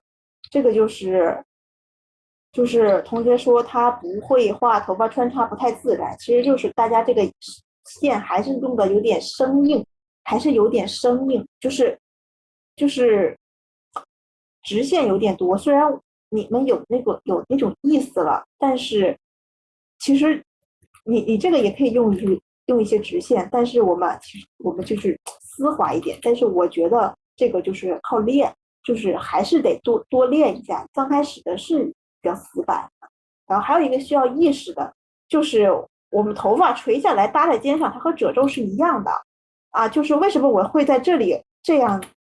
走一下呢？啊，是因为这边有一个肩啊，这边有一个肩膀啊，它搭在了肩上，所以它才会是这样的一个感觉，我才会这么画啊。你不搭在肩上，直接下来了之后，就是你这个地方会有一个东西在支撑着它的，它不能够没有东西支撑。然后一般头发也不会在这里搭下来尖，一般我们就是画到尖点下面，用垂下来会更好看啊，也没什么，不用酸啊。然后这个就是也是说这个我只改了头发，他们说想要漂亮那种没画出来，其实就是你这个头发的间距画的太一样了，就是这种，就是咱怎么每一簇都是都是这个宽度呢？我们松一点，就是你让它的宽度不要一致哈，我们可以一撮大的，一撮小的，再一撮大的，一撮小的，然后它就会显得会比较松，好吧？然后后来我把这个也都发给你们，你们自己想继续看的也都可以，就是继续看。然后这个也是，他说这个头发的幅度没有画出来，但是有那个意思啊。然后我就只能够给你加大了一下幅度啊。其实还是靠练。然后这个时候后面呢说一下我们的头盖骨，我们这个头盖骨有一个东西叫做宁方木源嘛。就是它这个，因为它这个是卷毛，但是我们抽象来看啊，包括下面这个，你看下面这个，它下面这个头发比较少啊。你看它这个大形状，它的头发，它的头盖骨，虽然头盖骨前面一直说是圆形，但是你是可以稍微的做一下方形的，这样的话就会我们宁方勿圆嘛，对吧？就是这样的话，形状就会感觉会很好看啊，我就感觉很好看啊。尤其是在你前面这个地方，你的外轮廓线，你前面这个地方有很多凸起，有很多啊，包括前面的刘海和你这个轮廓线非常复杂的时候，那么你这半边这么的复杂的话，那么你这半边用两条直线概括，你的疏密对比就做出来了，你的反减对比啊，这个，所以就是比起这种特别圆的这种头型啊。你把它稍微的方一点点，稍微的方一点点，然后鼻子也是，就是这个稍微的鼓点一下，就是然后还得练，还得练。然后其实我能够感受到大家其实是有一部分进步的，就是都是有那意思了。我感觉就是大家其实进步都挺快的，但是就是你肯定是不会是画了3个头，它就会有一个明显的一个效果的。你得画那么个十几个、20个才能够看出一点点。然后这边的这个眼睛，眼睛就是它有一个面的转折，对不对？那么我们眼睛，虽然我上节课说的是我们可以画成一个平行四边形，因为这个是一个这边是因为这是一个纯正面的角度，但是我们的眼睛不是个球嘛，我们眼睛是依附在一个球上去的，所以它向那边的时候，它会往下耷拉，它会往下耷拉，它会这样往下耷拉。而为什么我们一般刚开始也是会这样子画呢？是因为这边会有一个睫毛，你看这边有一个睫毛，它在这边它的转折的地方会出一些睫毛，而让你潜意识的让你觉得它的外轮廓形还是一个这样的一个形状，但是不是的，这个地方只是它的睫毛，但它这边的眼皮眼角这个地方已经往后面转过去了，它已经往后面转过去了，所以它这个形状，呃，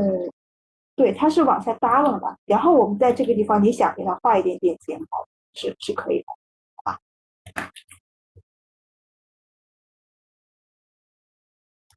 然后这个也是，其实就是问题都一样，都一样。我甚至你们有些同学的画风，我甚至觉得都一样，所以就是没什么区别。这个主要的问题就是我们我们画这个参考的这个就是你观察参考图，你得观察参考图。你首先就是它大轮廓形啊，它这个地方。它这个地方倾斜的这么大的一个幅度了，你看，我们打一个竖直线来比，它倾斜的夹角这么大了，那你的夹角怎么可能这么小啊？你往后仰，你的额头你就往后仰，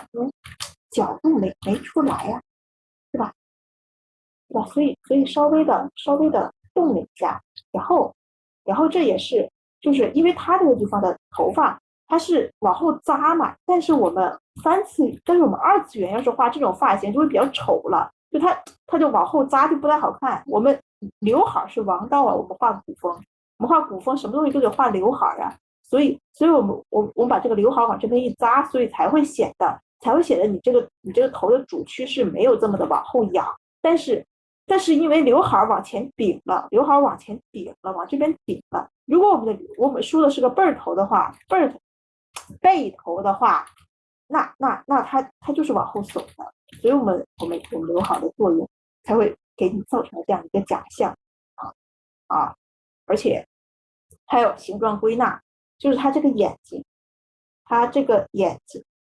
就是你看一下它这个眼。它这个侧面的这个眼睛，其实缩小看就是归纳成形状也是三角形啊，不知道为什么我对三角形的这个敏锐度真的是特别感知特别强。它这个从侧面看就是三角形，然后看，你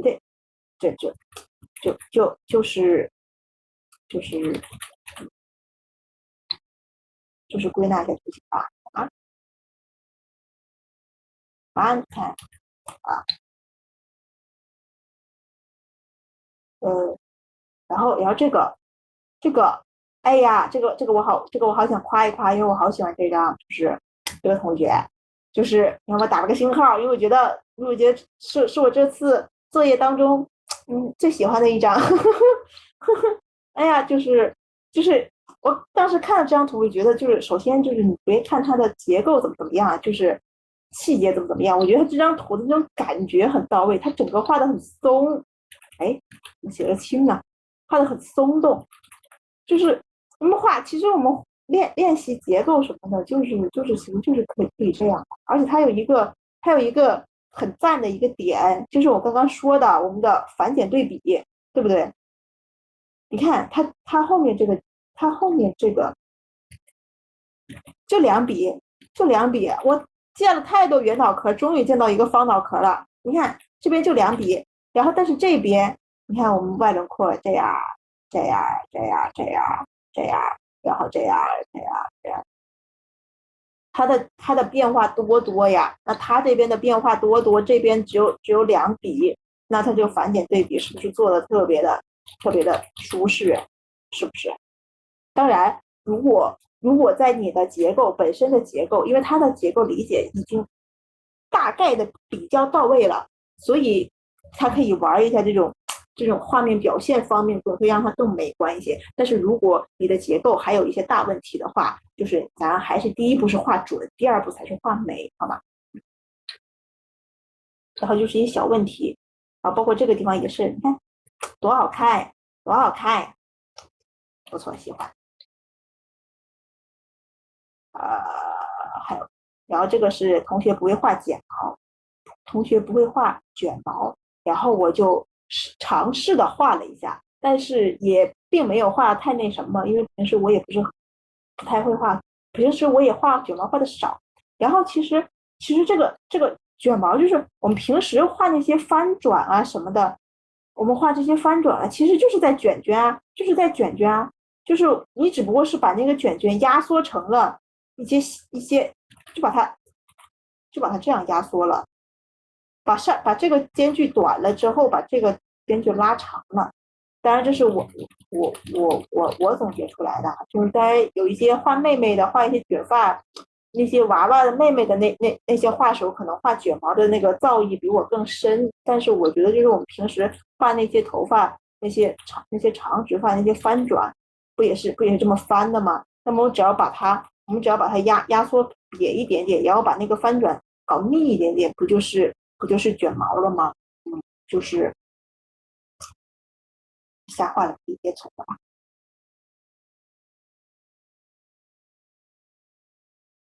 然后，这个是同学说他抓不准人物的神态，然后其实就是微调了一些，就是还是观察，因为他这个是稍微有一点点低头的微俯视的一种感觉嘛，所以他的眼睛会会更细更长一些。然后你看原本的就是有那个味儿，但是不多，就是它还是有点长了，就是有点太方了，就会显得有点睿智。那如果我们把它压的更细一点点啊，那是不是就会显得更更有城府，更有心机？然后俯视的话，鼻头会更低一些。然后这个 BGD 没有显示出来，我建议可以平时多看一些真人参考，你的鼻头会更低一点，我们鼻头会更低一些。为什么？因为我们三庭五眼不是按鼻头算的，是按鼻底算的，所以在俯视当中，你不要这么去算啊，你按鼻底算，那我们就是从鼻翼两个鼻翼这个地方开始算，你会发现它的人中好长啊，对吧？我们不要从我们人中是从鼻底到这个上嘴唇，你就发现这人中好长啊，是不是就发现不对了？所以我们俯视的话，我们的鼻子会更长一点，对不对？我们鼻子会更长一点，所以它才会俯下去。好吧。